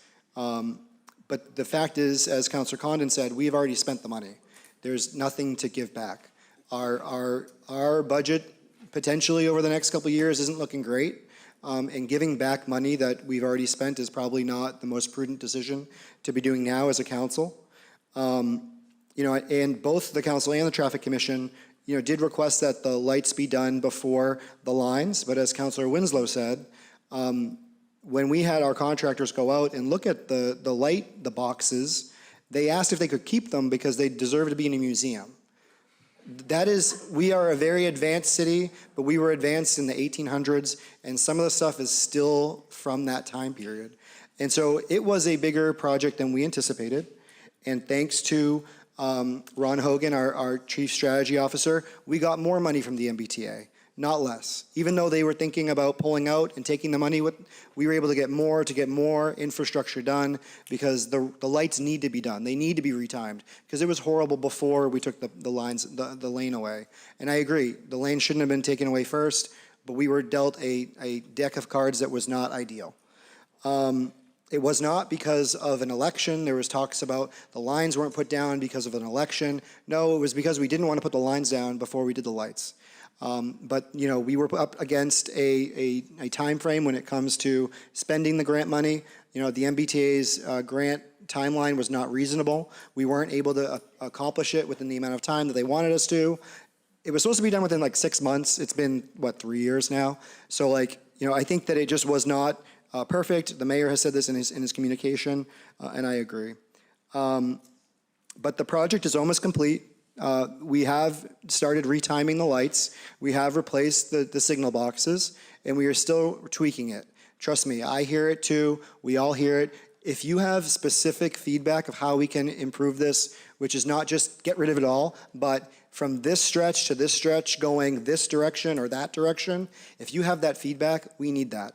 We are also out there looking at it, but if you see specific issues that are happening, like I keep getting caught at Exchange Street, or I get through Pleasant and now I'm in Exchange and I watch the light change 3 times before I can move, we need to know that because there's something that needs to be tweaked. So if you could help us fix the situation, that would be greatly appreciated. I do want to reiterate one thing Councilor Winslow said. Since doing this imperfectly, crashes have decreased 22% on Center Street. And that was after 2 buses hitting pedestrians turning out of the MBTA station. So we have, and I mean, I'm sure everyone heard about the bus that hit a car on Main Street up by Ricky's Liquor. You know, obviously, we need to be addressing safety when it comes to this. This is one of the ways we do that. You know, I think the goal to really just tie this knot, because I know people were talking about this is supposed to be a pilot. Well, the goal is really to show that we can do something in Route 60, like what Lynn is doing on Western Ave, where they got $50 million in TIP money. TIP is Transit Improvement Plan. That is state and federal funding that puts the big bucks that we can't afford to do as a city. And the goal is to completely reconstruct Route 60. It would be great so that we could replace all the gas lines, all the water lines, make it actually smooth, and maybe remove the center median so we can have more space for all users. I think that this is the goal. The goal is to work with the state. The goal is to work with the federal delegation to get the big bucks. I don't understand. If we have so many elected officials from Malden who represent us, we have Ed Markey in the Senate, we have Catherine Clark, now is the time to ask for money. The way to do that is working with our state and federal partners. That is the goal. That is why it's a pilot. I'm here to do that with your community involvement, and I fully support having more forums on this specific discussion. Thank you. Thank you, Councilor O'Malley. Councilor McDonald. Yeah, thank you all. I just want to thank everybody for participating in this discussion. I love to see people turn out. As the chair of the Finance Committee, I was talking to Councilor Spatafora, we didn't have anywhere near this much turnout for our annual budget hearing for the $215 million that the city spends, so please consider that next year. I want to make 3 points. The first is, I heard a lot of people talk about safety today, and I want to say that I hear you. It is the #1 thing that I get approached about as a councilor at large across this whole city, is about people not feeling safe to walk down the street, to cross the street, our seniors outside our senior buildings, bicyclists, pedestrians, families with kids, people speeding down our residential streets.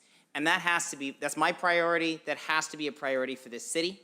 I've worked with our city staff and with Rep. Trino to help get an earmark for pedestrian safety pilot projects this year.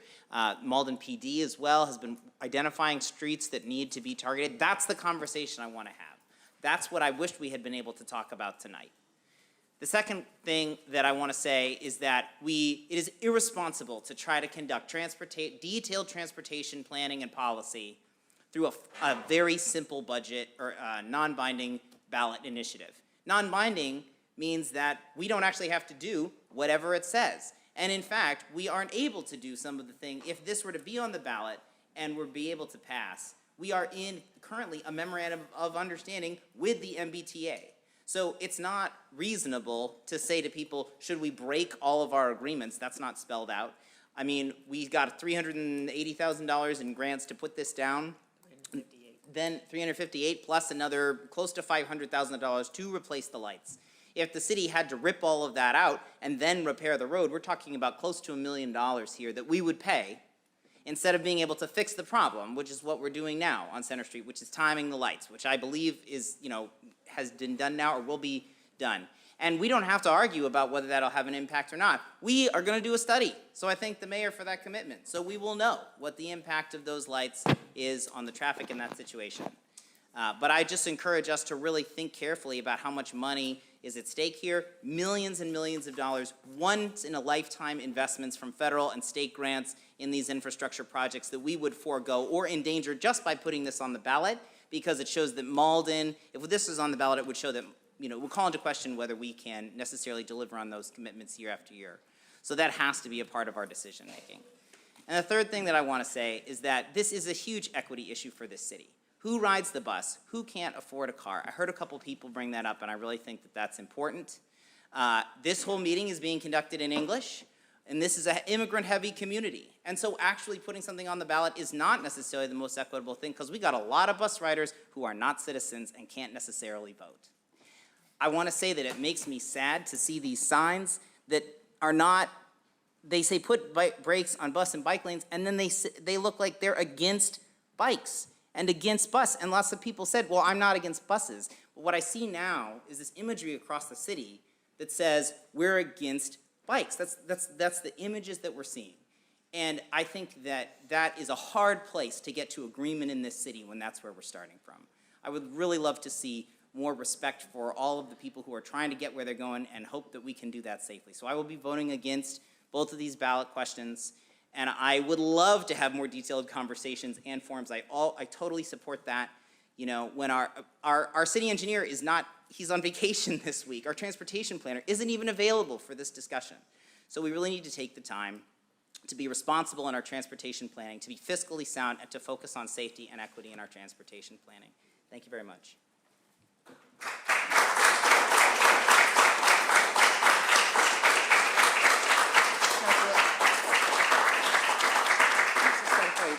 Council Spatafora, and then Councilor Crowe. Thank you, Madam President. Your mic's off. My mic's off. Oh, hold on one second. Gotcha. Thank you, Madam President. I do want to start where Council McDonald started. I often joke with him half-heartedly that we built this beautiful building, we put all this technology in, and the biggest meeting of the year is our budget meeting, which affects basically every resident in the city of Malden, and nobody shows up. You talk about bus lanes and bike lanes, and you pack the room. So I say that kidding around, but when we pass a $200 million budget, we want to see the same amount of people in this room, because you know what? That voice is where the money goes. And you're absolutely right, the infrastructure in the city has lacked in transportation. It's also lacked inside infrastructure under the ground, right? We have old pipes, we have old everything, and we're spending a tremendous amount of money. We cannot do it the same. Why I support this going on the budget, the ballot, is I was one of the councilors, along with myself, Councilor Crowe, that picked up where and not in a bad way, where Councilor Winslow and Councilor O'Malley, after it was passed, started meeting with, because it was Councilor Crowe's ward that was affected, meeting with the MBTA after the paint went down. Because I don't know how it happened, the paint went down in the middle of the night and the traffic signals never materialized. So we are stuck with this. And if somebody tells me the outside neighborhoods are not affected right now, I will walk you down the streets in Ward 1, Ward 5, and Ward 7 and introduce you to the people that have been calling me. Because the traffic is not going down Center Street, it's going around Center Street. It's a fact.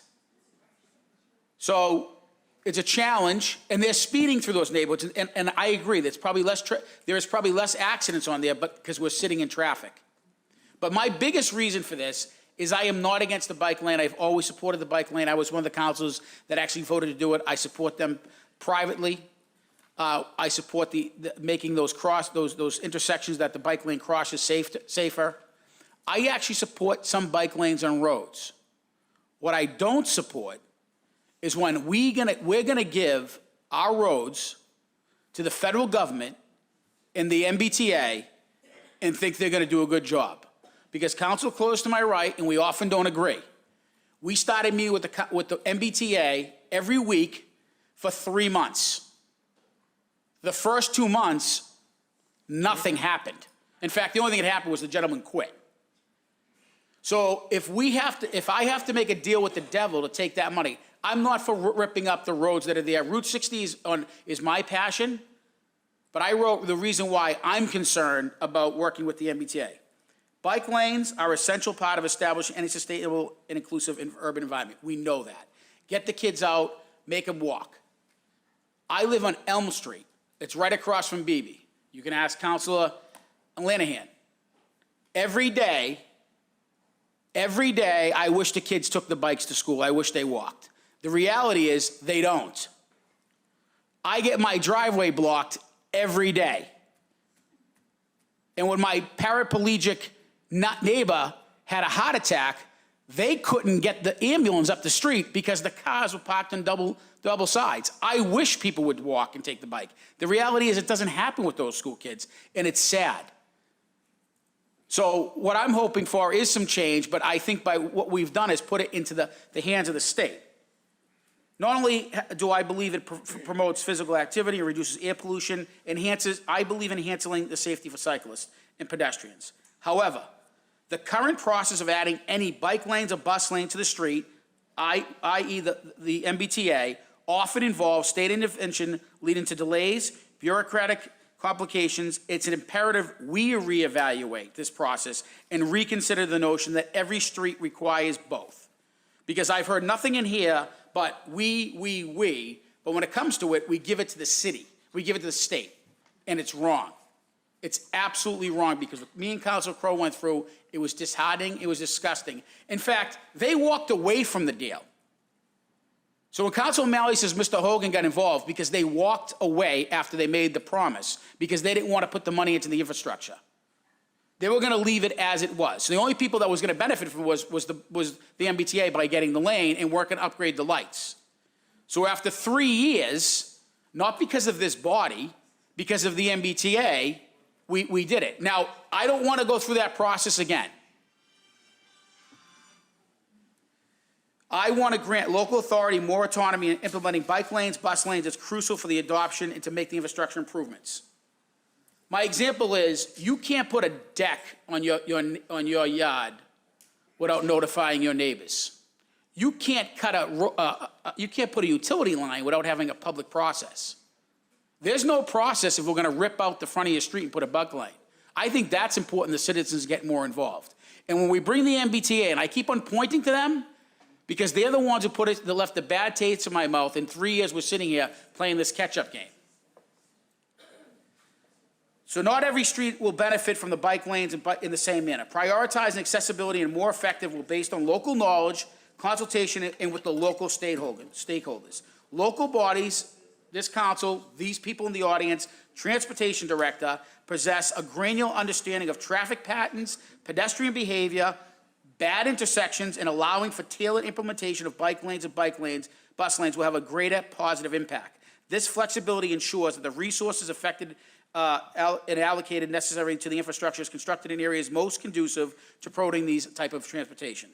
In conclusion, the current process of implementation bike and bus lanes necessary to transform and prioritize local decision-making and must tailor the placement of bike lanes specific to those streets.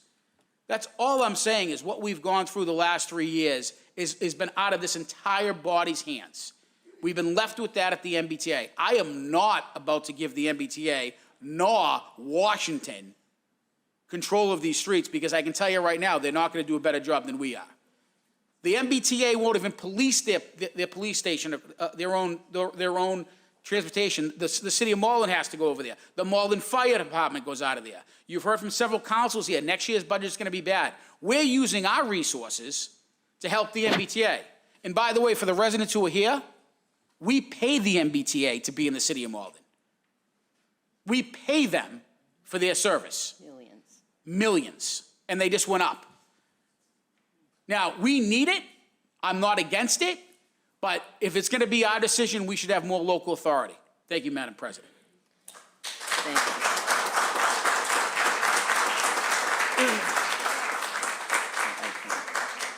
Counselor Crowe. Thank you, Madam President. First, I think we can all agree that the rollout of this project was totally botched. As everyone said, that the lights were key. When we were first debating this, I had reached out to a traffic engineer that has no skin in the game, that I know, and that's what he kept saying, and I repeatedly said that the lights are key. If the lights don't get fixed first, we're gonna have a disaster. Guess what? We have a disaster. I also proposed that we limit the times that the bus lane go, kind of like someone pointed out in Everett. That's what they do have, the lanes. But I don't, however, I don't think a non-binding ballot question is the answer. I do want to give credit to the sponsor. I'll be dramatic fashion, really push this issue back out to the front, to the forefront. When we first found out that the infrastructure of the lights wasn't up to par, nothing should have moved forward, in my estimation, but it did, and the lanes went down. Where the pre-work was, that someone opened those cabinets and found out why that didn't happen, now I guess we know the questions to ask. So I do think that, as the mayor said in his communication, that we finish the project, although not the way we wanted to, let the project be done soup to nuts, and we have the punch list. We do a traffic study, we figure out, we're gonna see, either we're gonna see it working or not, but we get some data, and then we make some decisions. Then we could say, we tried. We tried this, we gave it our all, it just doesn't work on Center Street. It might work in other areas, but I do think we have to keep this conversation going. I hope anytime that there is anything proposed, that we have as much turnout and really an honest debate. Does it work in this area? It doesn't work everywhere, but I do think we need to let the project play out, because it is coming to the end, and then see where we go from there. We did say it was a pilot. We made lots of promises to each other that if it didn't work, it didn't work. We do have an MOU that has it down. About a year and a half, right? Actually, I think it goes till November 2024. But, we have to figure out, are we gonna pay back $358 million, and where that money's gonna come from? 350, yeah, sorry, not million, thousand. That's more than the Carrie whole just had a city heart attack. budget, thank you. You're next. So I do think we have to keep this conversation going, and we really need to vet better where any other proposals yeah. happen in the city, but I don't believe having it on the ballot is the path forward. Arnold, you're next. Okay. Counselor Crowe, you? Yes. Thank you. Counselor Simonelli? Thank you, Madam President. Again, I'm going to be redundant from what I said earlier.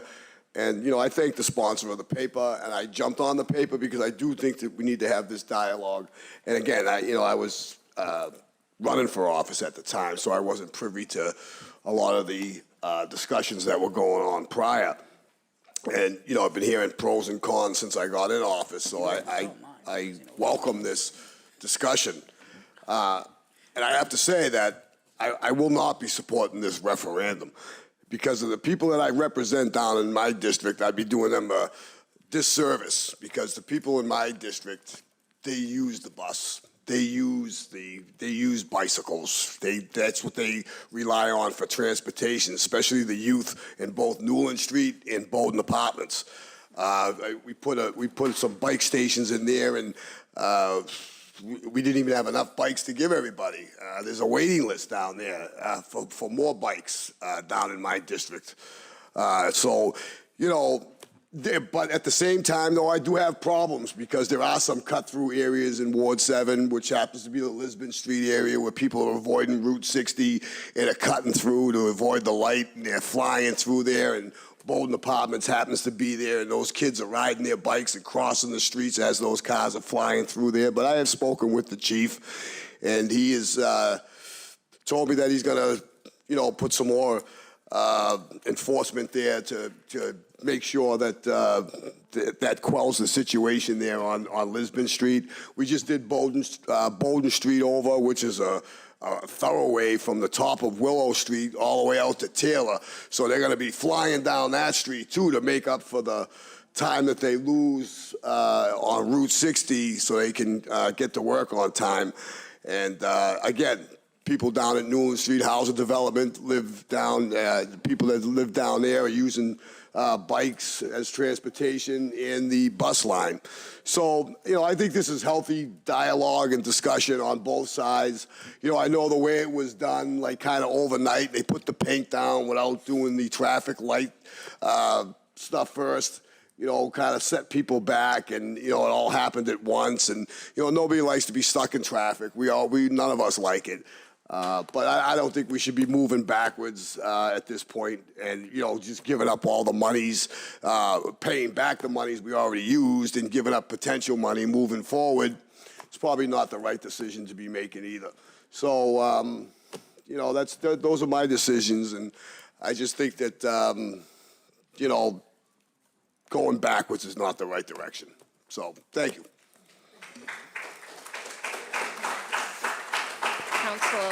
Councilor Linehan. Thank you, Madam President. I want to thank everybody who's still here and all the folks who are continuing to watch at home. I think, as somebody said, this is maybe a really dramatic way to bring the issue back up, but I think sometimes that's how politics works, and that's why we're here. And I've been on the other side of the table, spending my whole night listening and wanting to kind of get to the point. So I appreciate that you're all sticking with us and letting us kind of listen to you and also explain ourselves. I think when something like this comes up that's this important to the community, it's really important for us to explain our votes. That's certainly something that I try to do, and I know a lot of my colleagues do as well. I also just want to appreciate the initiative that brought so many folks here, whether we agree or not. I think this has put me in the frame of mind to actually why I got involved in politics originally, which was that I also didn't feel heard as someone who was getting around without a car and going places, particularly with my now 10-year-old daughter was a baby, and trying to get from daycare home on foot, and feeling like when I called the city, there was nobody that really wanted to hear about missing crosswalks or why when the bus doesn't come and you have to wait for 45 minutes. That's a really big deal. If you're tired and hungry, you have a hungry kid. I could go on and on and on. I'm an able-bodied person who has the ability now to call a Lyft or something if I really, really need to get home and the bus doesn't show up for me.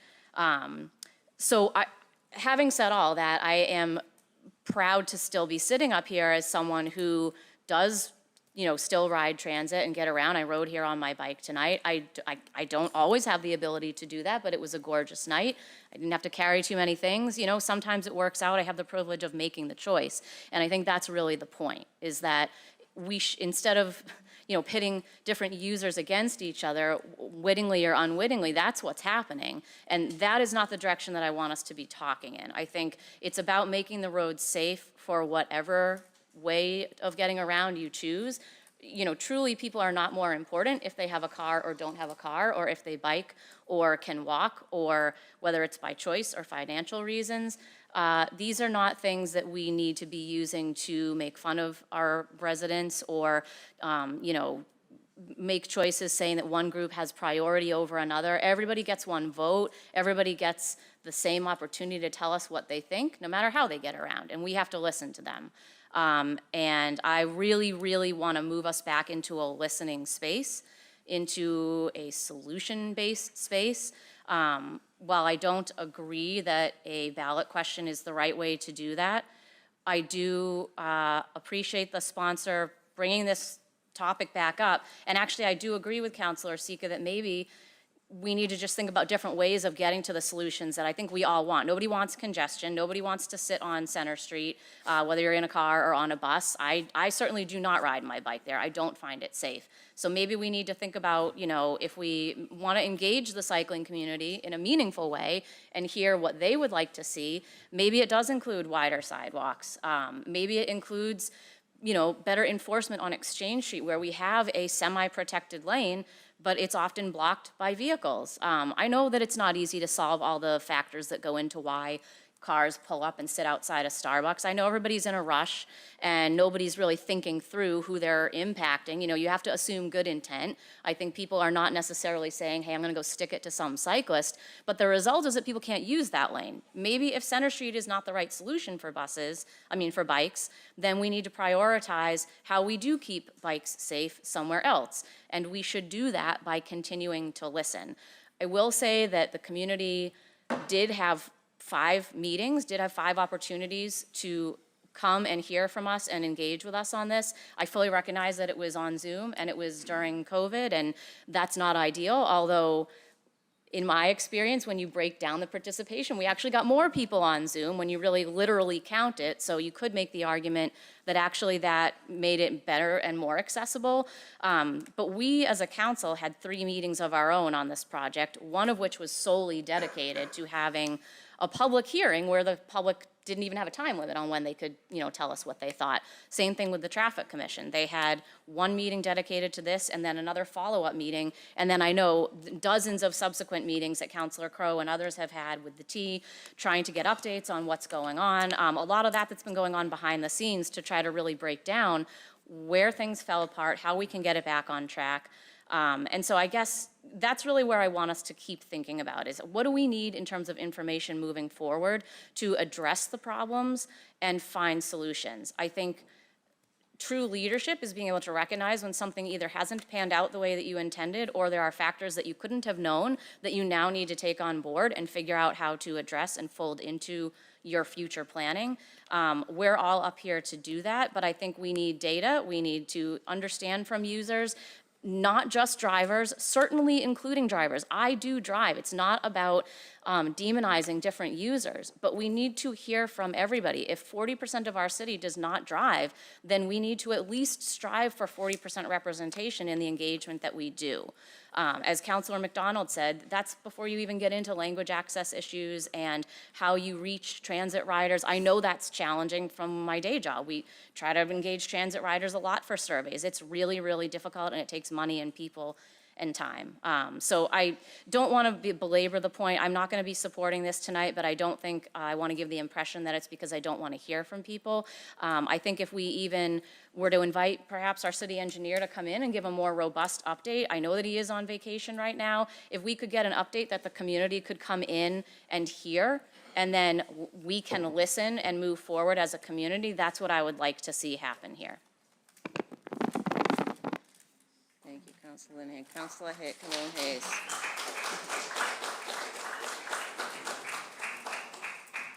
Councilor Hayes, Cologne Hayes. Thank you. So I'm going to try and be short here because I agree with a lot of what my fellow councilors have talked about tonight. And I want to thank everybody for coming. I have been an advocate and activist since day one. My parents showed me how to show up to city council meetings, go on marches, make your voices heard. So you might be making fun of me for saying that, but I truly believe and thank everybody for showing up here. That's just what I do. Everyone who knows me knows I've done that from day one. So I want to thank everyone for putting all this effort in because we need to hear that.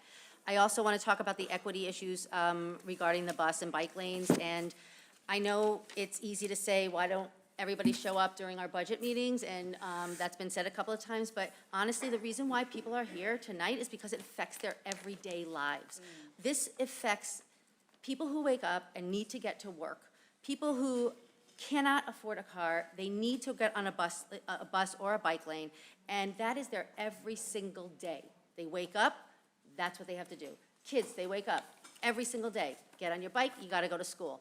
That's why people are here. It's extremely important, and we have to be equitable about that. We cannot just take and rip up bike lanes. We have to move forward. We have to be planning for our future and be forward-thinking. We cannot give this money back. We don't have it. It's not a great idea. However, I think listening to people, I love this idea with the mayor about having more community meetings. That's definitely something, obviously, that we need.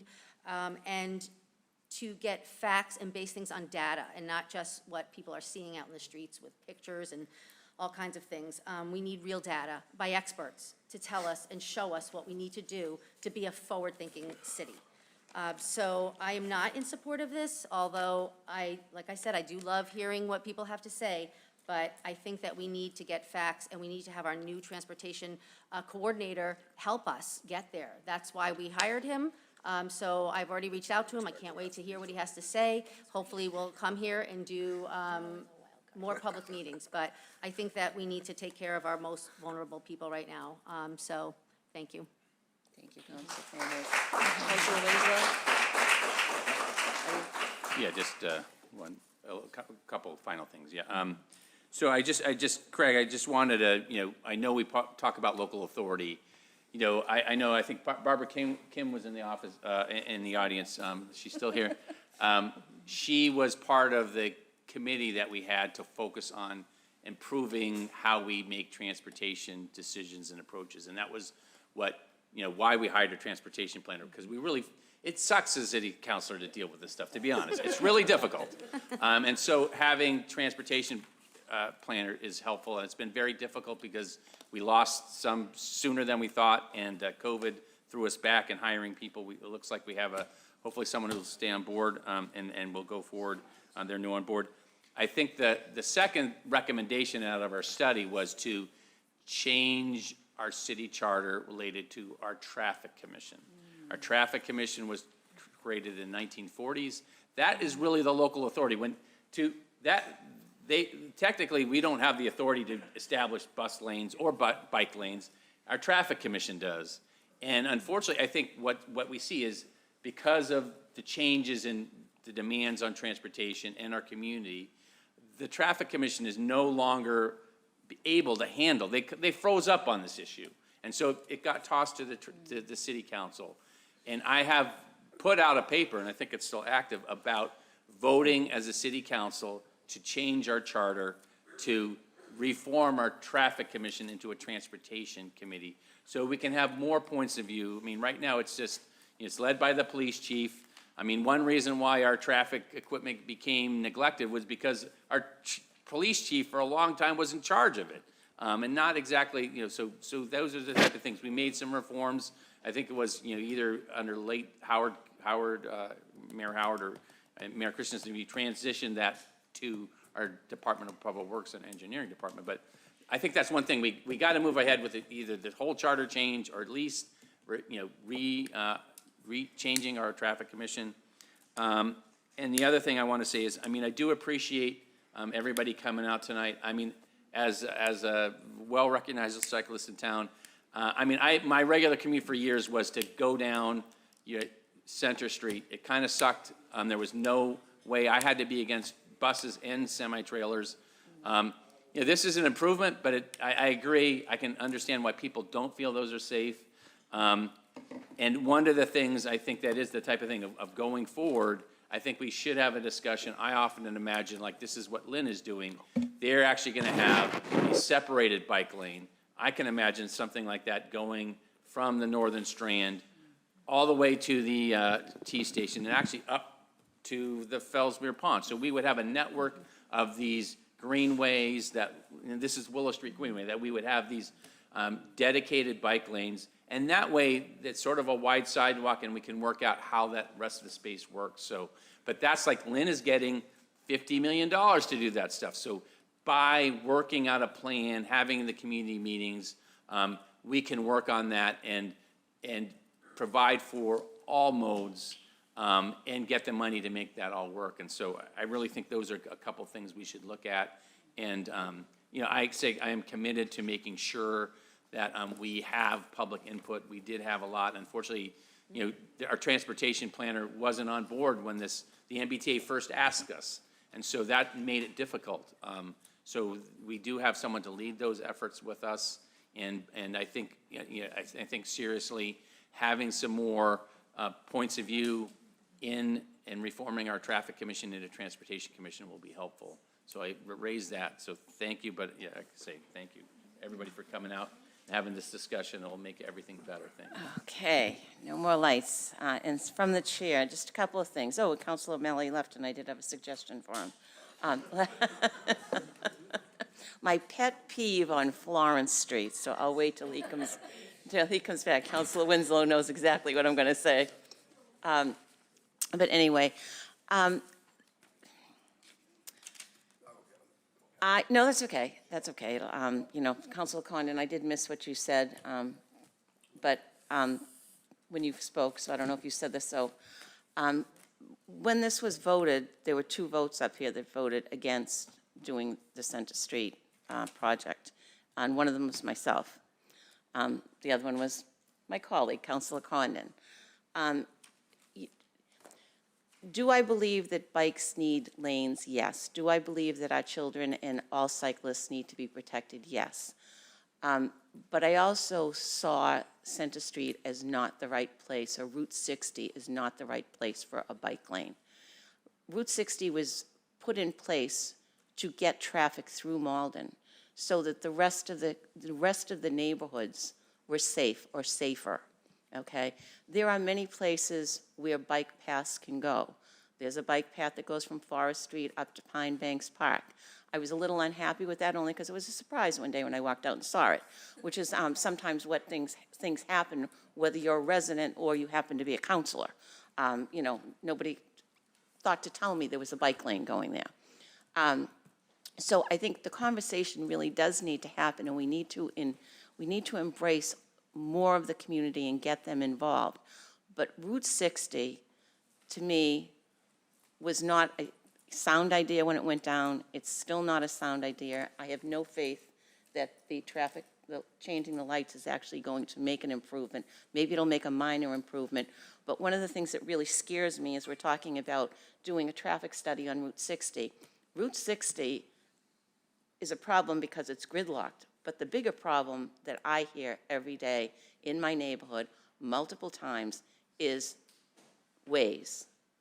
It's all the traffic that's being pushed into our neighborhoods because Route 60 is so gridlocked. We have to do something about that. I know you, Councilor Winslow, and I believe you that, you know, the accidents are down, but our side streets are accidents waiting to happen. Bainbridge Street, Pierce Street, Rockwell Street. You know, I actually, if Councilor O'Malley was here, I came off of Main Street and came down Clifton Street. I couldn't believe the traffic that was coming at me when I was coming here because it's all being pushed away from Route 60. So I really applaud Councilor Sika and the other sponsors for doing this. And I don't have a problem with a non-binding question on this. I think it's something that affects the entire city. It's not a preference. And I think we need to ramp up the discussion and just see how people feel. And then have people continue to show up so we can talk about things. It's annoying as hell to be on Route 60 and not see a bus in that bus lane. So maybe the conversation does become the timing that Councilor Crowe originally suggested, that Councilor, I believe, Sika just brought up. You know, there are some solutions that will help us, but at the moment, you know, thank you for forming Keep Malden Moving Forward. I think that as you move forward, maybe, you know, you've listened tonight and maybe your signs are a little too, you know, in people's faces. You know, maybe you'll change as we move on and keep this conversation going. But I think it's a good forum. It's a forum that I think outside of one post that I saw that Mr. Spadafora, you deleted immediately, that really was not appropriate. Pretty much, I think people have just, huh? Somebody else's post. No, you deleted it. You deleted it as the admin the minute. Yeah, you took it down as no, you took it down as inappropriate. And you know, I applaud you for trying to keep that site focused on this. And you know, hopefully all sides can continue to discuss. But you know, with Councilor Seeker on this, I'm going to vote to, you know, put them on the ballot if it's appropriate. And Councilor O'Malley, you missed really the best thing I was going to open. Okay, so Florence Street, my pet peeve. No, we're supposed to fix that. I don't know how to fix it. I know, they're right. I know, it's like it drives me crazy. Yeah, so if anyone doesn't know what I'm talking about, you come down Florence Street and you're heading towards Main Street.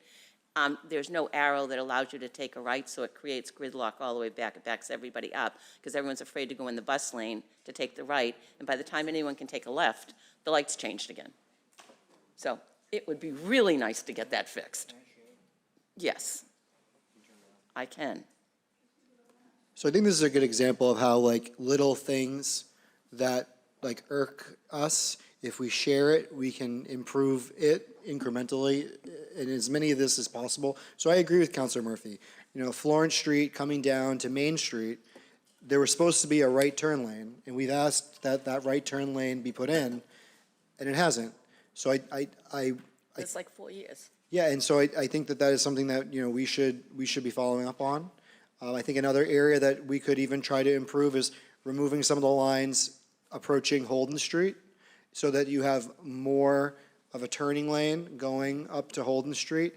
I think there's ways that we can tweak this, be in compliance with our agreement with the MBTA, and hopefully foster that relationship so that we can get more infrastructure money that we lead the process on. And we've definitely learned from the mistakes that we made on this one, and I don't think that we're going to repeat those. So thank you, Councilor Murphy. You're very welcome. And I also think that we also be very mindful, and I'll go back to what Councilor Spatafora said, we get to be very mindful of not selling our soul to the devil, because, you know, what people want isn't necessarily what's good for our city. So we need to be very cautious about that. So with that, the clerk will call, I have, who's motioning what? Councilor Sika?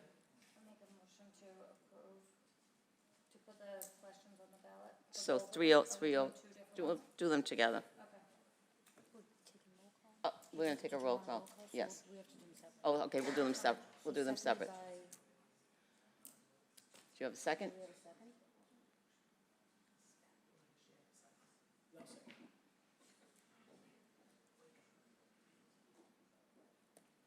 Okay, this is on 307. Paper 307-23.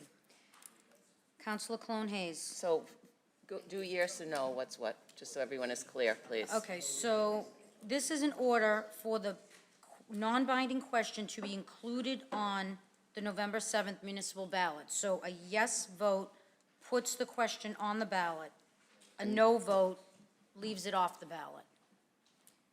Counselor Cologne Hayes. No. Counselor Condon. No. Counselor Crowe. No. Counselor Linehan. No. Counselor McDonald. No. Counselor O'Malley. No. Counselor Sika. Yes. Counselor Simonelli. Oh, sorry.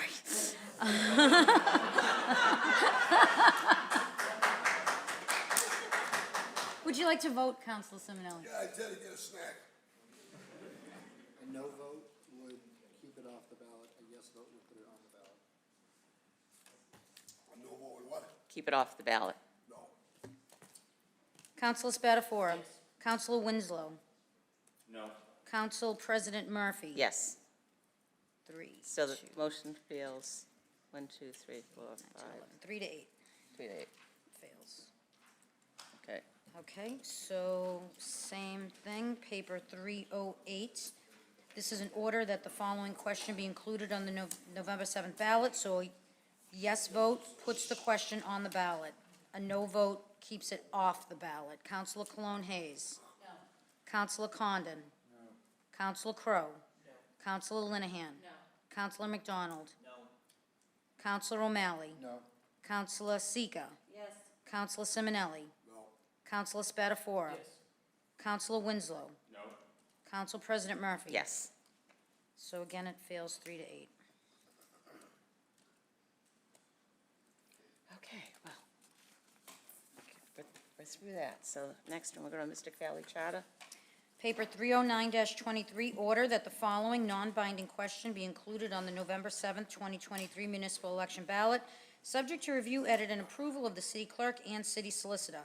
Should the Department of Elementary and Secondary Education revoke or not renew the charter of the Mystic Valley Regional Charter School?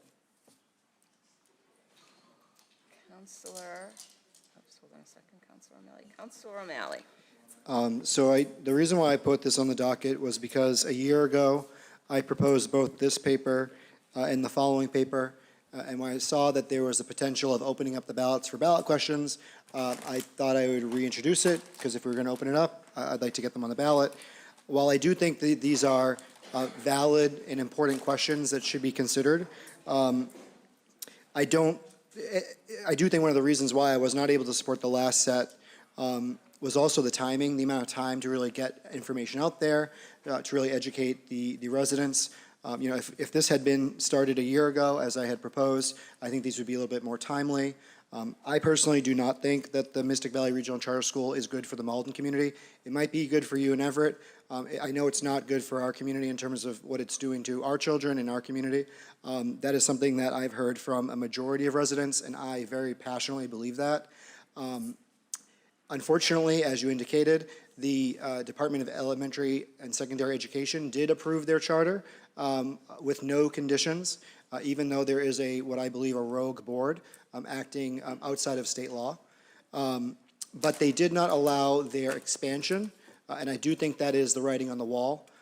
If this school was to close, which is what I think should happen, I think that Malden and the sending districts could reabsorb those students, and I think that the school buildings should be reallocated and reused for something like dedicated to special education, which is one of the things that the school is not able to provide adequately, and because of that, they send a lot of those students who have been neglected over the years to public schools, which exacerbates our special education problem. So I think personally, the best use of those public school buildings would be dedicated to special education. I know this is not going to pass tonight. I don't think it's the time to put these types of things on the ballot without enough time to really educate our community. So I would move that we place this on file.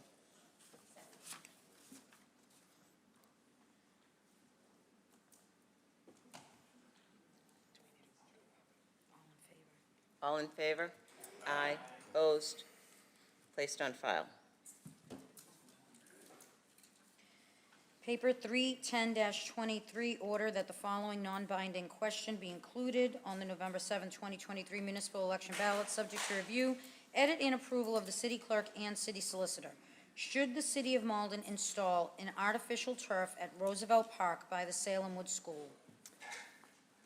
Councilor O'Malley, you're still on. So again, as I just stated, this was something I proposed a year ago, but given the fact that we don't really have enough time to educate our community, even though I think many people could argue that this community is very well educated on Roosevelt Park, as a gesture of goodwill, I would move to place this on file. Seconded by Councilor Condon.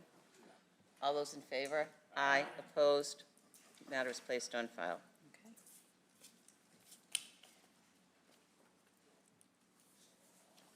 Next order of business, please. Yeah, what's next? What is next? Hold on a second. No, that's Travis. No, hold on a second.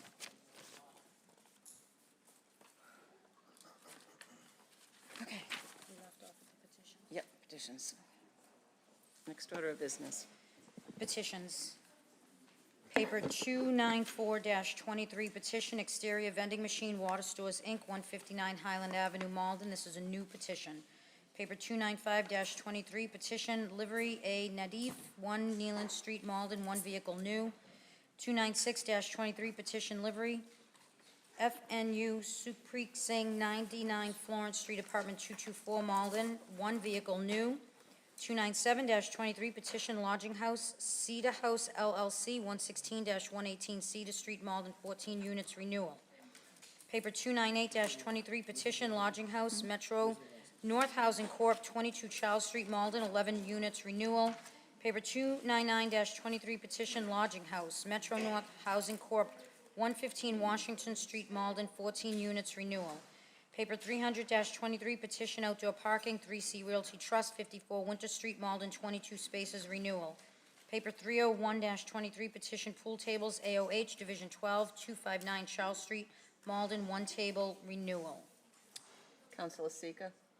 Refer to license. Can I speak on one? Yeah, there actually is two other things on here. Councilor sorry. Spatafora?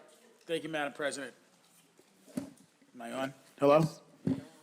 Talk about license, everybody leaves. I just want to go on the record and thank the entire council, on behalf of Councilor Condon and myself. Paper 294-23 is the Water Store, Inc., 159 Highland Ave. That is the self-dispensary water, I don't know what it's called. Across from El Patro? Yes, across from El Patro. We didn't have an ordinance that addressed, thank you, Council, I'm lost words today, addressed vending machines outdoors, and we're not going after vending machines, but this has been a nuisance for Council Con and myself, for the residents there, that the people were getting water after hours, and for those councils, I think an ordinance last year, when you saw where that was built on the property, it's literally 2 feet from some of the residents, so thanks to the ordinance committee, we passed it, the full council passed that to have them come in and just address some of the concerns. I do notice that they've put some boulders, Council Condon, on the parking lot to address some of the cut-throughs, which is halfway there, but also the clerk, Carol Ann, for following through with this application process. It's new to us, and really addressing, I think, a nuisance in the neighborhood that will hopefully come to a resurrection pretty soon once we have the gentleman in here to talk. But some of the things we do up here are often boring, but this has a big impact for those neighbors living on the Oakland side, Oakland Street, who have been dealing with this for a long time. Thank you, Madam President. Thank you. Councilor Cologne Hayes, did you wish to? Yes, I actually have a procedure question. So I didn't realize this until tonight, that I am on the board of the Metro North Housing Corp., and I wasn't sure. You can. I want to recruit, because Lord knows we don't want any issues here with ethics. I think referring it to finance is I'm going to recuse myself, All right. yeah. All right. Yeah. I'll second your recusal. Okay, thank you. All those in favor? Aye. Opposed? Yep, got it. Thank you. How long has she been on I that? know, but you know what? I'm not taking it. Huh? Thank How long has she been on that? She's been voting on it for 2 years.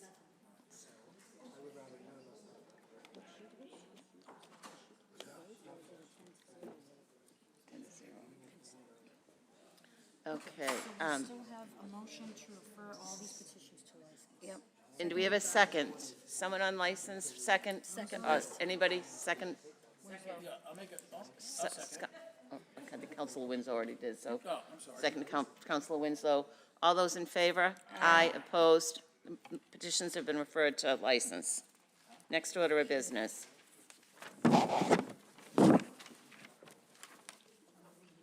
2 papers together because they're Yep. related to each other.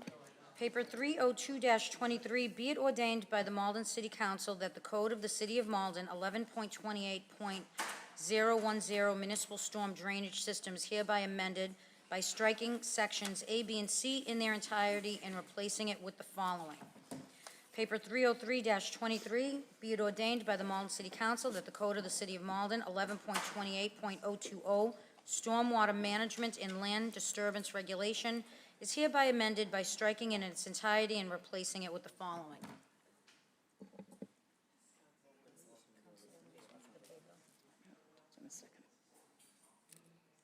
Hold on 1 second.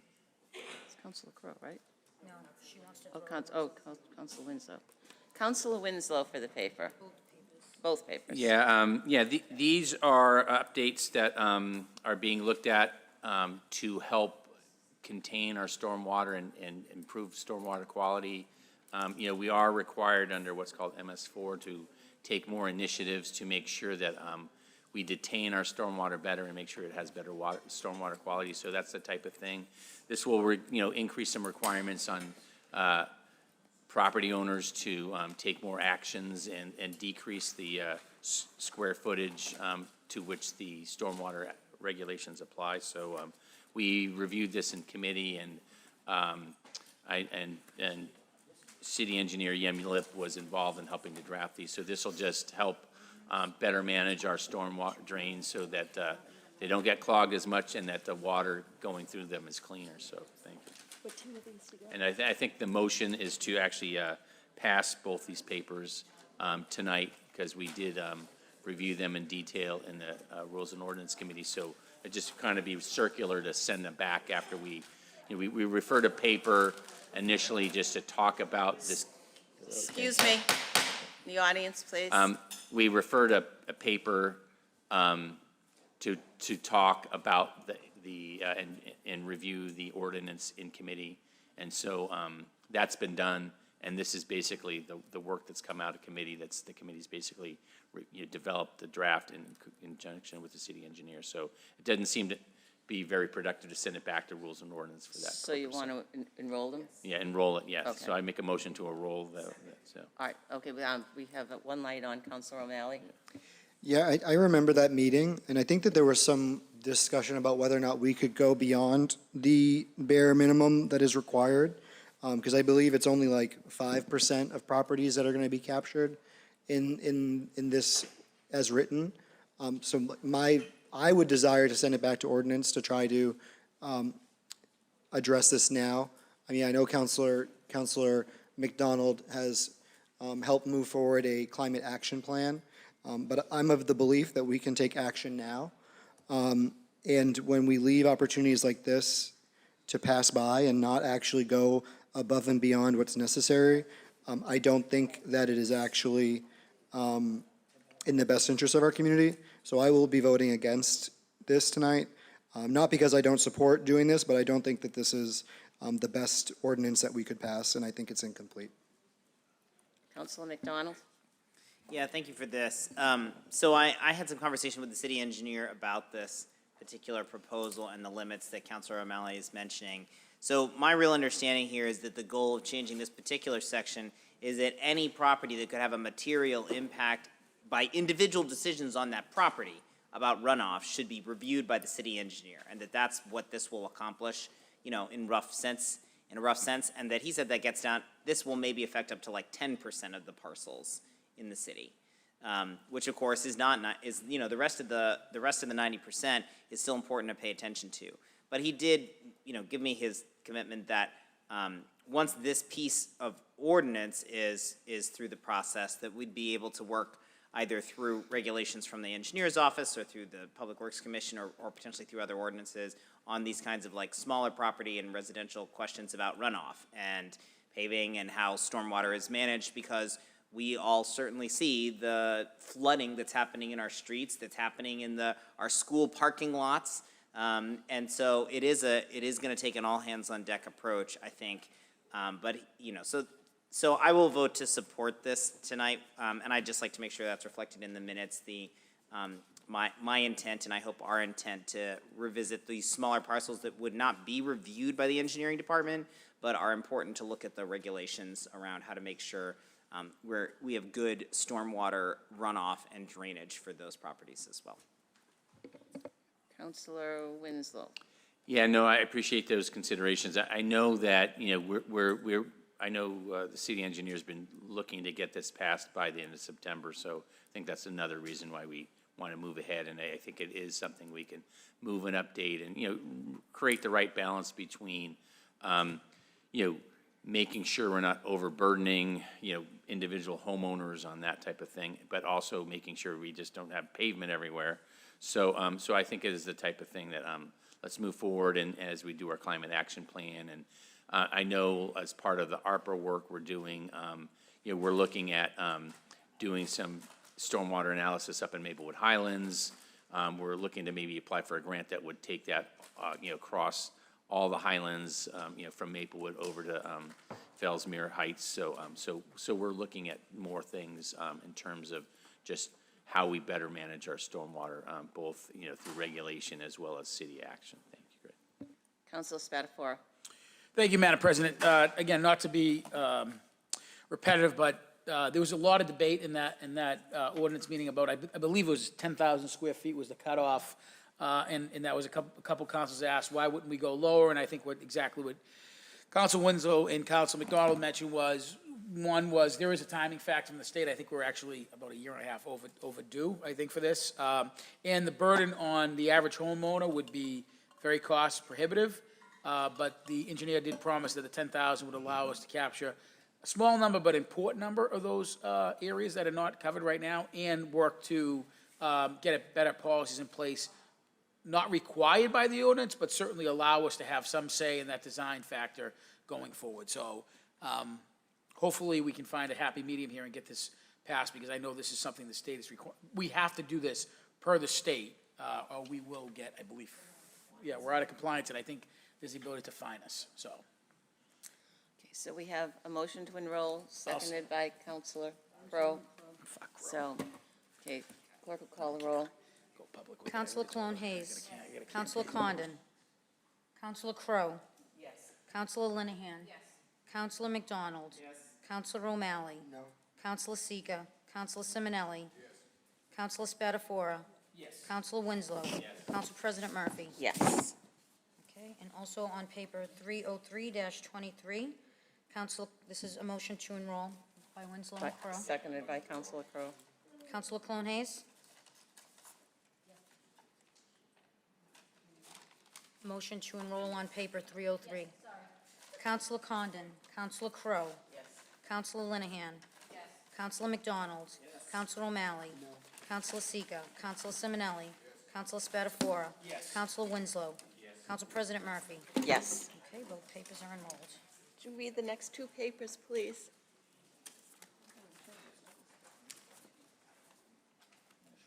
Paper 304-23, be it ordained by the Malden City Council that the Code of the City of Malden 2.20.020, Elected Official Salary Classification Plan, be hereby amended to reflect the following compensation levels to be effective January 1st, 2024. And paper 305-23, order that the sum of $22,500 is transferred from salary reserve to executive salaries, and that $41,250 is transferred from salary reserve to legislative salaries.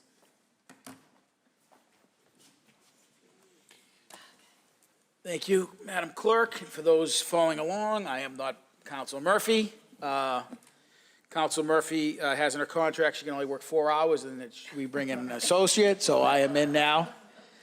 Counselor Murphy cannot speak from the chair. She is the sponsor of the paper, so I have to take over and now facilitate the meeting as long as she is on the floor debating her paper. Counselor Murphy for the paper.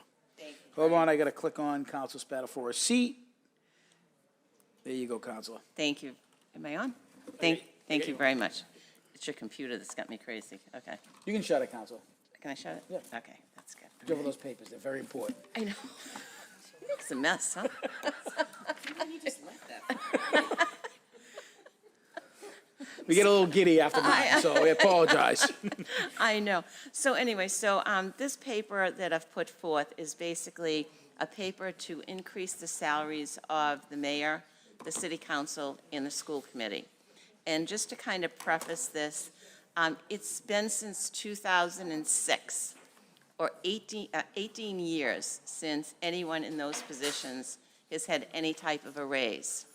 So this is basically asking that we increase the mayor's salary from $105,000 to $150,000, city councilors from $17,500 per year to $25,000, and the school committee members from $7,500 to $12,000 a year. Those increases actually reflect, if you do it out mathematically, a 2% raise per year from 2006 to today. So everyone's lost money over the last 18 years, but we're trying to get everyone up to speed, and 3% for the school committee. It puts us in line. We looked at Medford, Everett, and Revere as comparable cities. It puts us in line with those cities. The mayor in Medford makes $151,000. The mayor in Everett makes $203,000, and the mayor in Revere makes $142,000. The city council in Medford makes $29,360, Everett $26,270, and Revere $26,200. The school committees in Medford $12,000, Everett $12,500, and Revere $12,500. So we're right in line with all of our neighboring cities.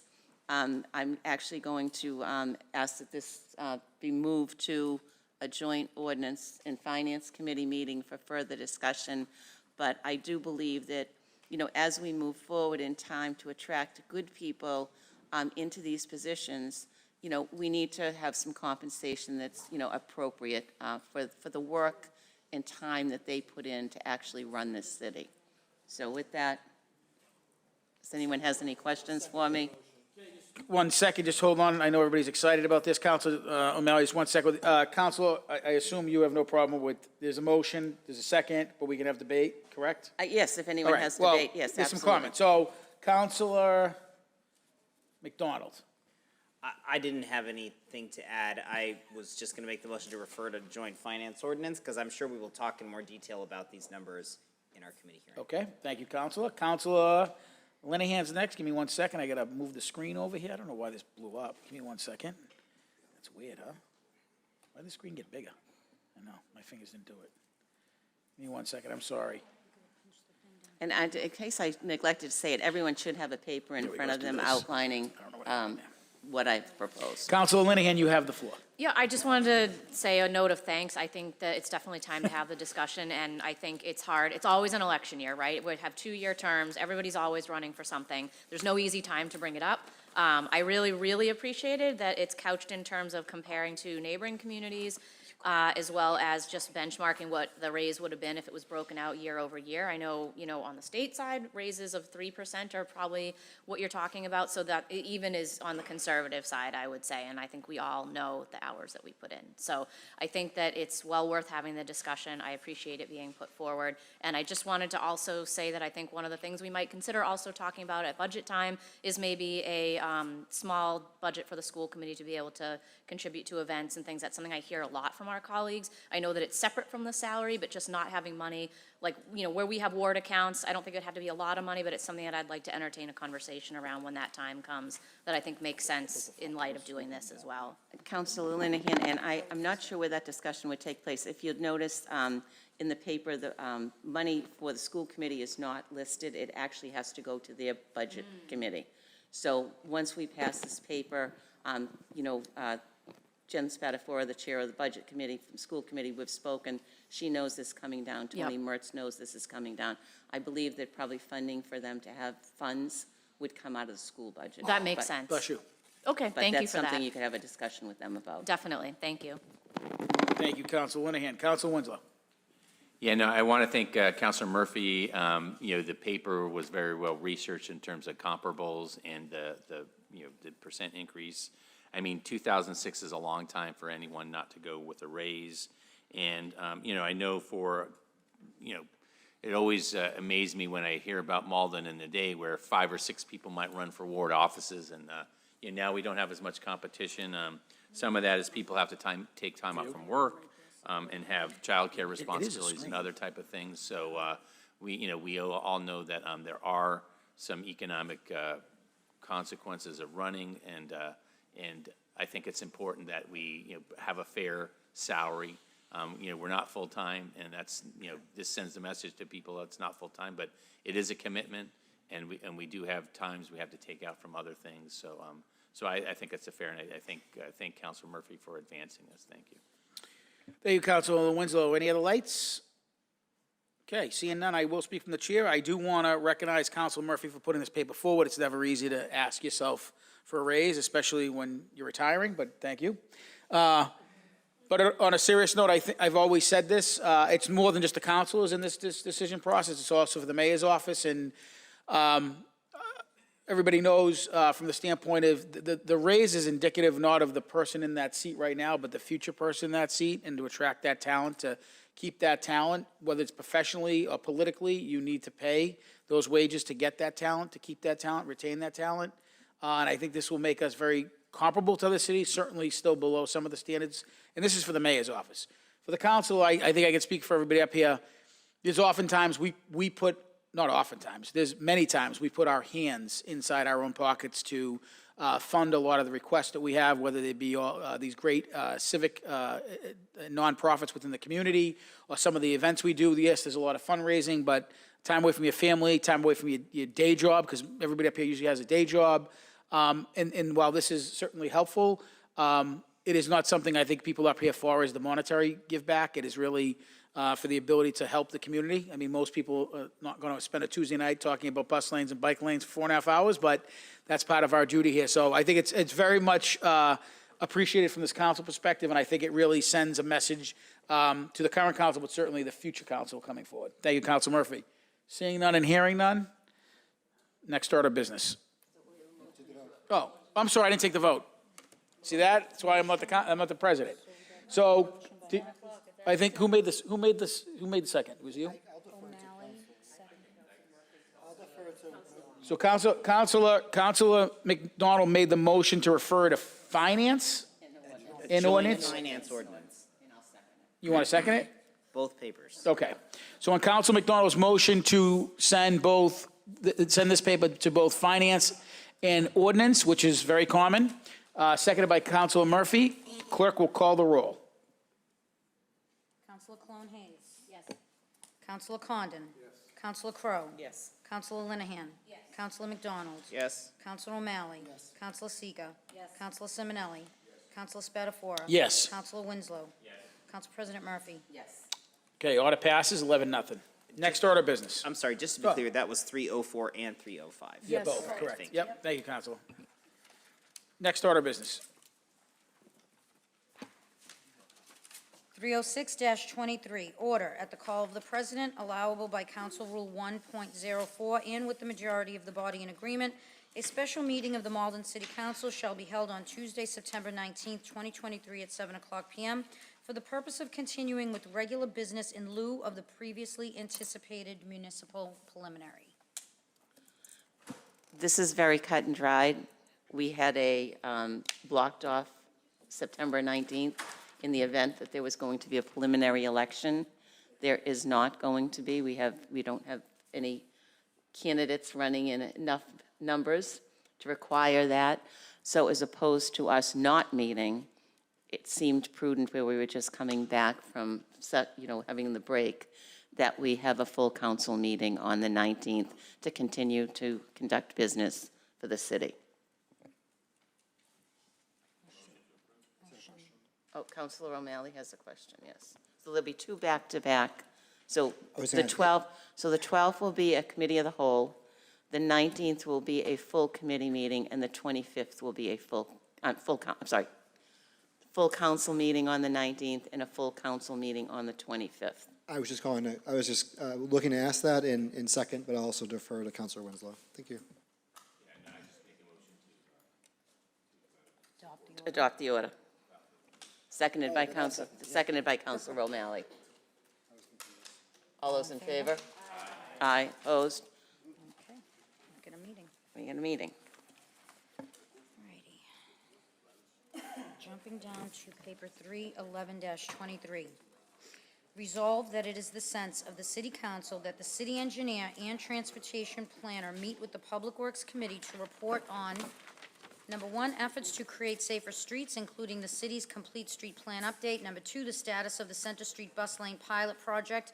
And number three, other high-cost road construction plans under development, such as Broadway, that are anticipated to be funded with federal and state grants. Councilor Winslow? Yeah, I mean, this is, we had all the discussion about transportation and wanting to have more transparency. I thought this was the way we can move forward, to have some of those discussions and really kind of put it in perspective of these projects that are going forward. So I thought maybe we could have this on the council the whole night, or maybe that extra night that we're having council work. So that's my thought, that we could, as a council, ask the questions of the staff that's actually working on these things. And I know we are, working on the Complete Streets Plan so that we can update our plan and get more grant money there. And I know the city is submitting an application for funding for Broadway, and so there'll be community meetings on that. So I think it's just a good time to update the council on that type of thing. And so I just thought it would be good to get that update. Councilor O'Malley? I was just talking to Councilor Crowe. I'm in support of the paper, but I was asking Councilor Crowe, because I remember, and maybe Councilor Spatafora, you remember, did we set up a special committee to review Route 60? Like, was there a special committee that, like, Councilor Crowe and I were supposed to, do y'all recall that? No, but I'm that's what I'm trying to figure out. I think it was it was Councilor Crowe, myself. Was it you? I don't know if it was, I don't know, but you were chair. I do know that, Council. I don't know who the third was. We never had any minutes. But I know that, like, one of the things that we've tried to do under your leadership is to not have duplicate committees that do the same thing. And I'm wondering if this is, because that committee isn't on our rule book. I'm thinking it probably does make sense. This is before the, Well, there is a sheet that shows that that committee would be an ad hoc committee that wouldn't be in the rule book, but there is, and we'll have to go back and pull out the actually committee sheets. Lisa, I don't know if you have it with you. You don't, okay. Do you have it? But I believe I left Complete Streets on, I believe I left Complete Streets on there, so. Yeah, just Complete Streets was just, I think I'm designated as the person for that, so. So that- you have the ad hoc. Sustainability, and then Public Works seems to be the committee that oversees, streets, so that's why I suggested. Public Works, yeah, no, it got abolished. Do you see Public Works? Yeah, Public Works. Oh, you're definitely on it. You definitely are on it, yeah. Yeah, public, oh, perfect. Yeah, because it was Council, I put the three of you on it because we kind of combined Okay. some of them. So it was Councilor Simonelli, your chair, Councilor Winslow as vice chair, and Councilor O'Malley. So it appears that the committee that was created there was an ad hoc committee. It does not exist right now. And so I think that it does make sense to do it in the Public Works Committee. So I would support this motion. Because I'm on that committee too. I think it's myself, Counselor. Seeker, Simonelli and Councilor Winslow. Okay, thank you. I'd second your motion. Councilor Crowe. I actually disagree that it should go to the Public Works Committee. I think after we had all these people here tonight about Center Street, Complete Streets, and some other things, that we should have it right here. Make sure that it's televised. Even if it's Committee of the Whole, and we have UMA doing it. We've heard this. We did a terrible job in communicating what was going on in Center Street when it got really messed up. And I think we should definitely be here to make sure that people hear exactly what's going on. That was sort of some of my intent, that we would Okay. try to have it more at 7 o'clock, that people would more. No, let's do it. It's full council. Okay. But not on a necessarily council night. So that's a motion to amend? To make it the full council? Well, it can be if it's going to be it could be a full council. I think, why don't we try to schedule it? We have a number of things that are coming up, and one of the things that, we're going to have is the rule book, which I've been working on, council rules, and we're going to kind of tweak what Committee of the Whole is so that we actually can do more on that night, especially things like, presentations that will allow, us to have UMA tape, but allow us to have the time to actually have, a good discussion and not be thinking we have this whole host of other things that's going to follow it. So, anyway, why don't we leave it broad enough that we'll schedule a meeting for a time when the whole council can be here, whether it's Committee of the Whole or a full council meeting, and we'll work out the logistics. Does that make sense? Propose that amendment that rather than being referred to the Public Works Committee, it be referred to a meeting that both council can participate. To participate in, okay. So now we're on the same page. Yep, we're on the same So page. I went over and talked. I lost my pen, but we're on the same page. I might have to. I don't know what I did with my pen. Might be down the other side. I'll just use it for a minute. You don't. It might be over there. But it's just, So first, we've got a motion to amend the resolve. okay, And then we've got a motion to pass the resolve, yes? yes. So, is it the red one? Oh, that's mine, thank you. So we have a motion to amend the resolve by Counselor Winslow, seconded by Counselor Crowe. Okay. All those in favor? Aye. Opposed? Now we have a motion by Counselor Winslow, seconded by Counselor O'Malley, to pass the motion. All those in favor? Aye. Opposed? It's been passed. Okay. Next order of business, please. Paper 312-23, resolve that it is the sense of the Malden City Council that we support the work done by the Massachusetts State Ethics Commission to educate our employees and enforce Mass state ethics laws, in that we will respect and stand behind the bipartisan work done by this and all state agencies in carrying out their mission. Be it further resolved that the Malden City Council will support all employees participating in providing testimony to any state agency and discourages the public criticism of any employee who has provided such testimony. Counselor Sika for the paper, or the resolve, sorry. Thank you, Council President. So seems to be a lot of misinterpretation of this resolve that I've seen online. So I want to be clear. This resolve is specifically to address actions of a member of this body, Councilor Cologne Hayes. It has nothing to do with the public's right to criticize us, city employees, or anything we do. I believe this body should set a good example for our employees, and in this case, Councilor Cologne Hayes failed to meet that standard in such a substantial way. We should acknowledge that we should expect better. That's what this resolve is about. This resolve isn't about the underlying ethics violation. I believe people make mistakes and should be allowed to recover from them. This is about how you react to those mistakes. We need to keep in mind that this body is directly responsible for many city employees in multiple offices. Therefore, we lead by example with how we handle things. My issue is simply with the fact that Councilor Cologne Hayes, after signing a document that acknowledged her errors, then in various public posts, strongly criticized both the Ethics Commission and city staff who participated in this investigation. It is unparalleled and in sharp contrast with the handling of ethics matters by city councilors recently in other cities. Accusing the Ethics Commission of having anything other than a genuine nonpartisan interest in enforcing the state ethics laws is troubling.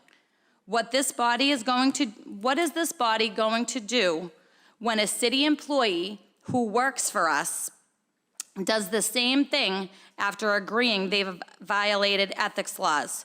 How can we play the oversight role in those circumstances when one of our own has said that the Ethics Commission is not to be believed or has an agenda? Additionally, criticizing any city employee who provided testimony to the Ethics Commission is unacceptable. As a reminder, we have an appointment power over many people. Are these employees now forced to think about making a choice between testifying truthfully or potentially their job? Are we to discount that testimony in future cases? We need to do better and recognize that this is not a standard that is acceptable to the members of our body. This resolve should pass unanimously because in many ways it states the obvious. We will stand behind the work of the State Ethics Commission, and we will not attack city employees who provide such testimony to this commission. How can we not get behind that? Thank you.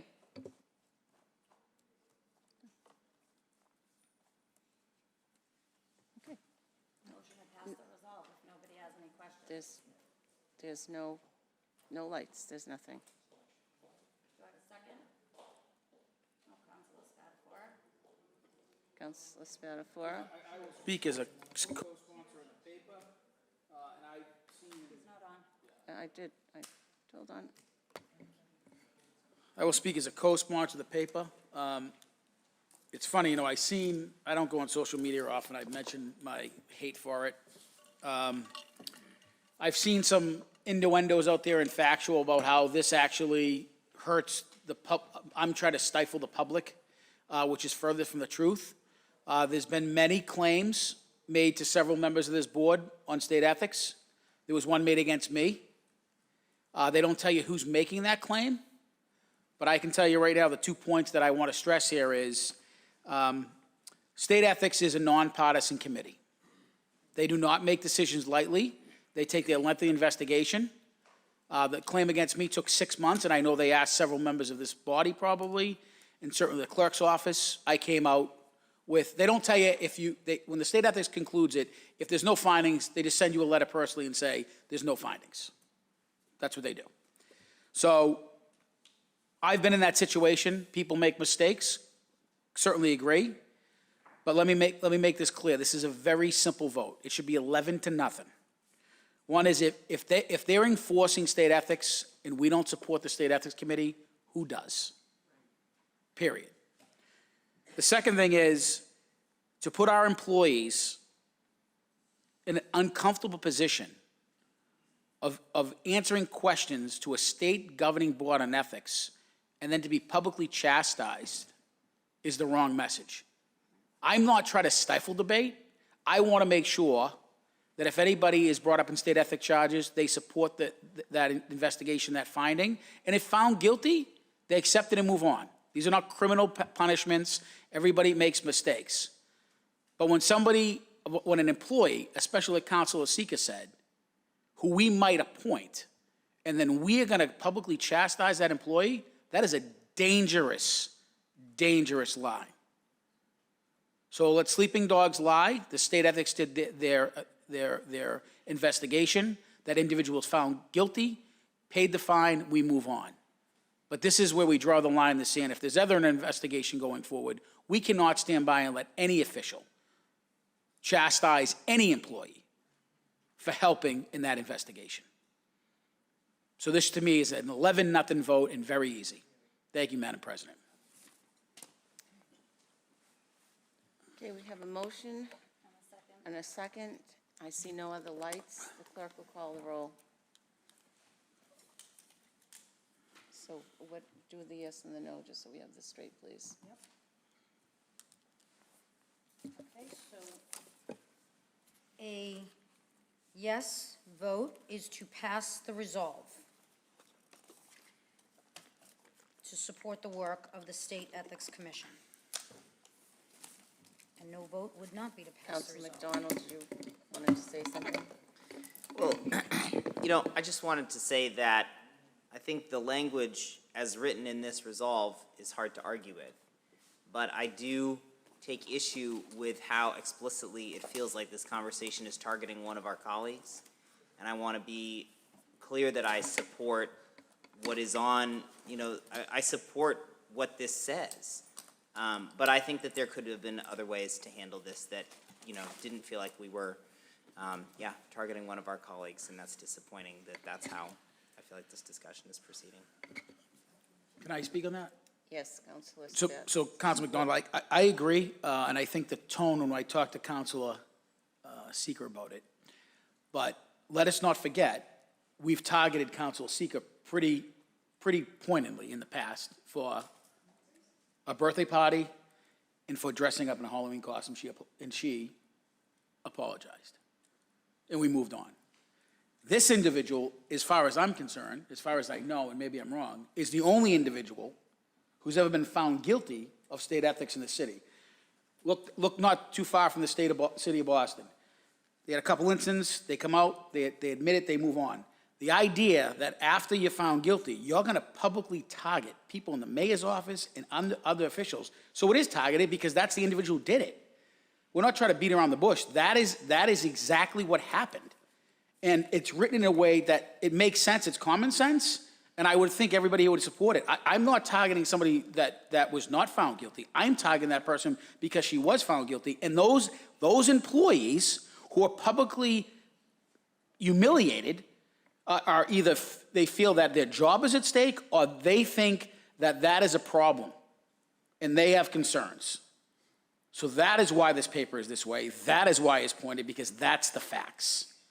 Sometimes it's not a nice business, Counselor, and that's how it goes. I mean, unfortunately, if it was that easy, I think everybody would do it, but that's the facts. Thank you, Madam President. Councilor Winslow. I kind of agree with Councilor McDonald. The resolution is, innocuous in some way, but I am concerned that the dialogue tonight is really targeting someone. I don't know the facts. Those facts haven't presented to me. So, my feeling is that if we really want to have this, I need to know more facts before I can, if we're really thinking this is to, reprimand kind of our colleague.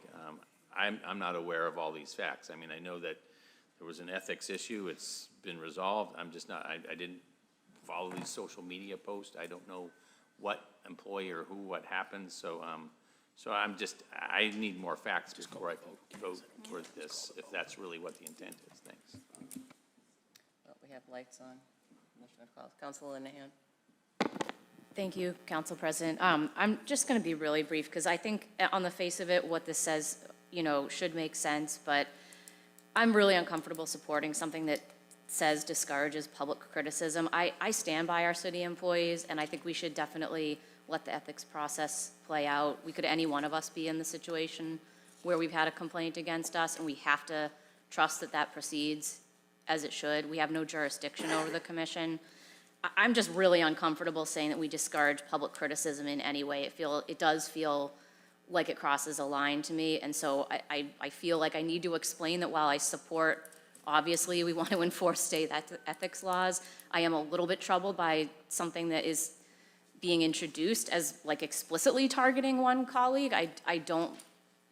I hear you, Councilor Spatafor. I think we've had some very difficult conversations up here when these complaints have surfaced in the past, and I actually do think that everybody should be treated the same, but the tone of this doesn't give me the right feeling, so I'm not gonna support it, but I don't want it to be construed as not supporting our city staff or that folks should face that type of criticism. This just doesn't feel like the right way to word it to me.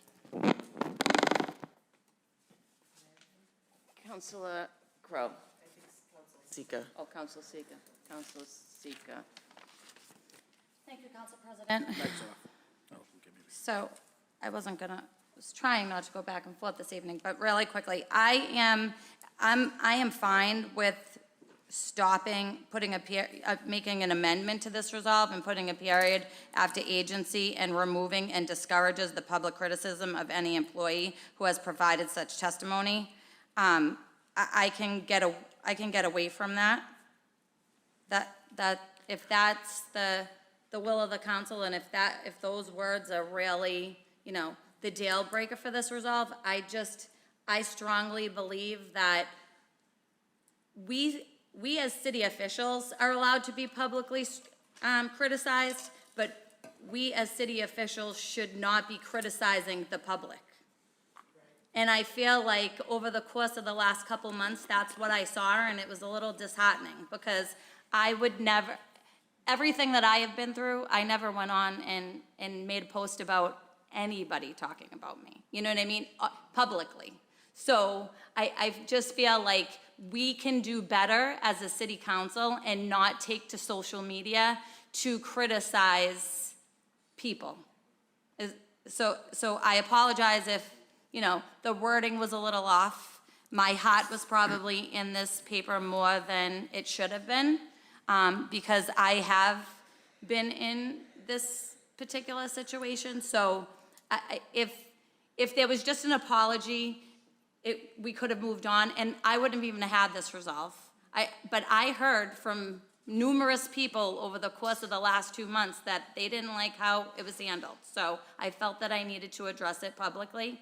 And I had no intentions on actually saying a particular person's name this evening until I seen several social media posts making it seem like Councilor Spatafora and I were trying to stifle debate and First Amendment rights of our residents. So I really did have I tried to make this as vague as possible without pointing out a particular person, but I had no choice given that a lot of people misinterpreted the meaning of this resolve. So I have no problem making an amendment to remove and discourages the public criticism of any employee who has provided such testimony from this resolve, if that makes that any better for anybody else. Do I have a Thank you. second for that? I second that Okay. amendment. So we have a motion on the floor to amend the resolve to delete the last sentence, first paragraph, and discourage the public criticism of any employee who has provided such testimony. Okay, so all in favor of that amendment? Aye. Aye. Opposed? Okay, so that is amended. So Councilor Spatafor, are you good? Okay, so we have moved the motion the resolve is amended. Clerk will call the roll, please. Councilor Clone Hayes, Councilor Condon. Yes. Councilor Crowe. Yes. Councilor Linehan. No. Councilor McDonald. Yes. Councilor O'Malley. Councilor Sika.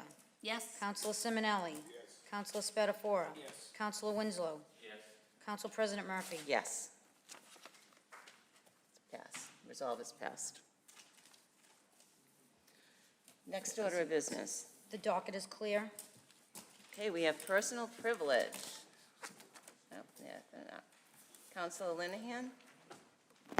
I will be extremely brief, but I do want to let folks know that on Wednesday, September 20th at the Beebe School. We are going to be having a public forum on the Malden Hospital project.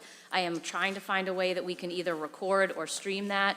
We are unlikely to be able to offer hybrid participation live just because of the technology limitations in the building. We want to have something in the neighborhood. It's going to cover the demolition, pest control, the future construction. The construction company will be there. The pest manager will be there.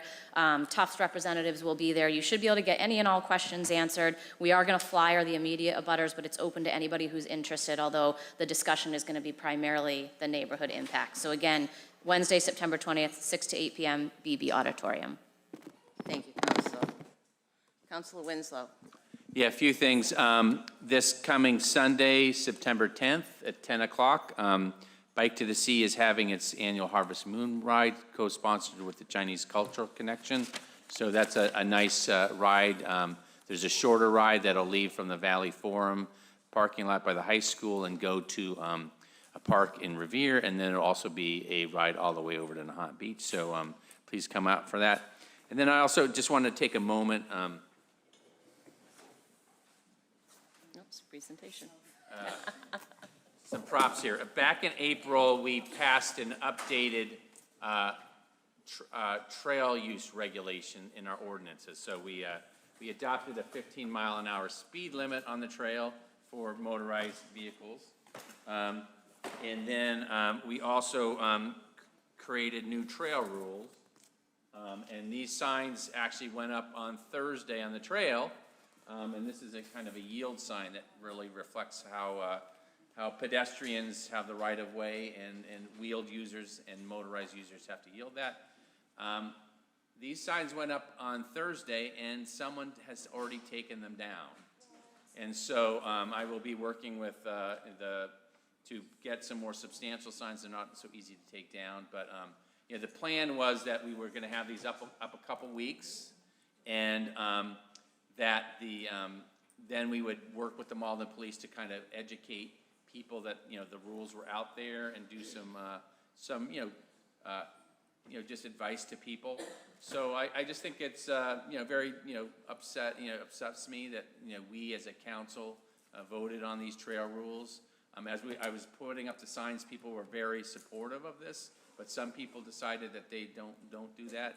And just like people who were upset about the Center Street bus lanes came out and expressed something, the way to participate in democracy is not to throw away the rules.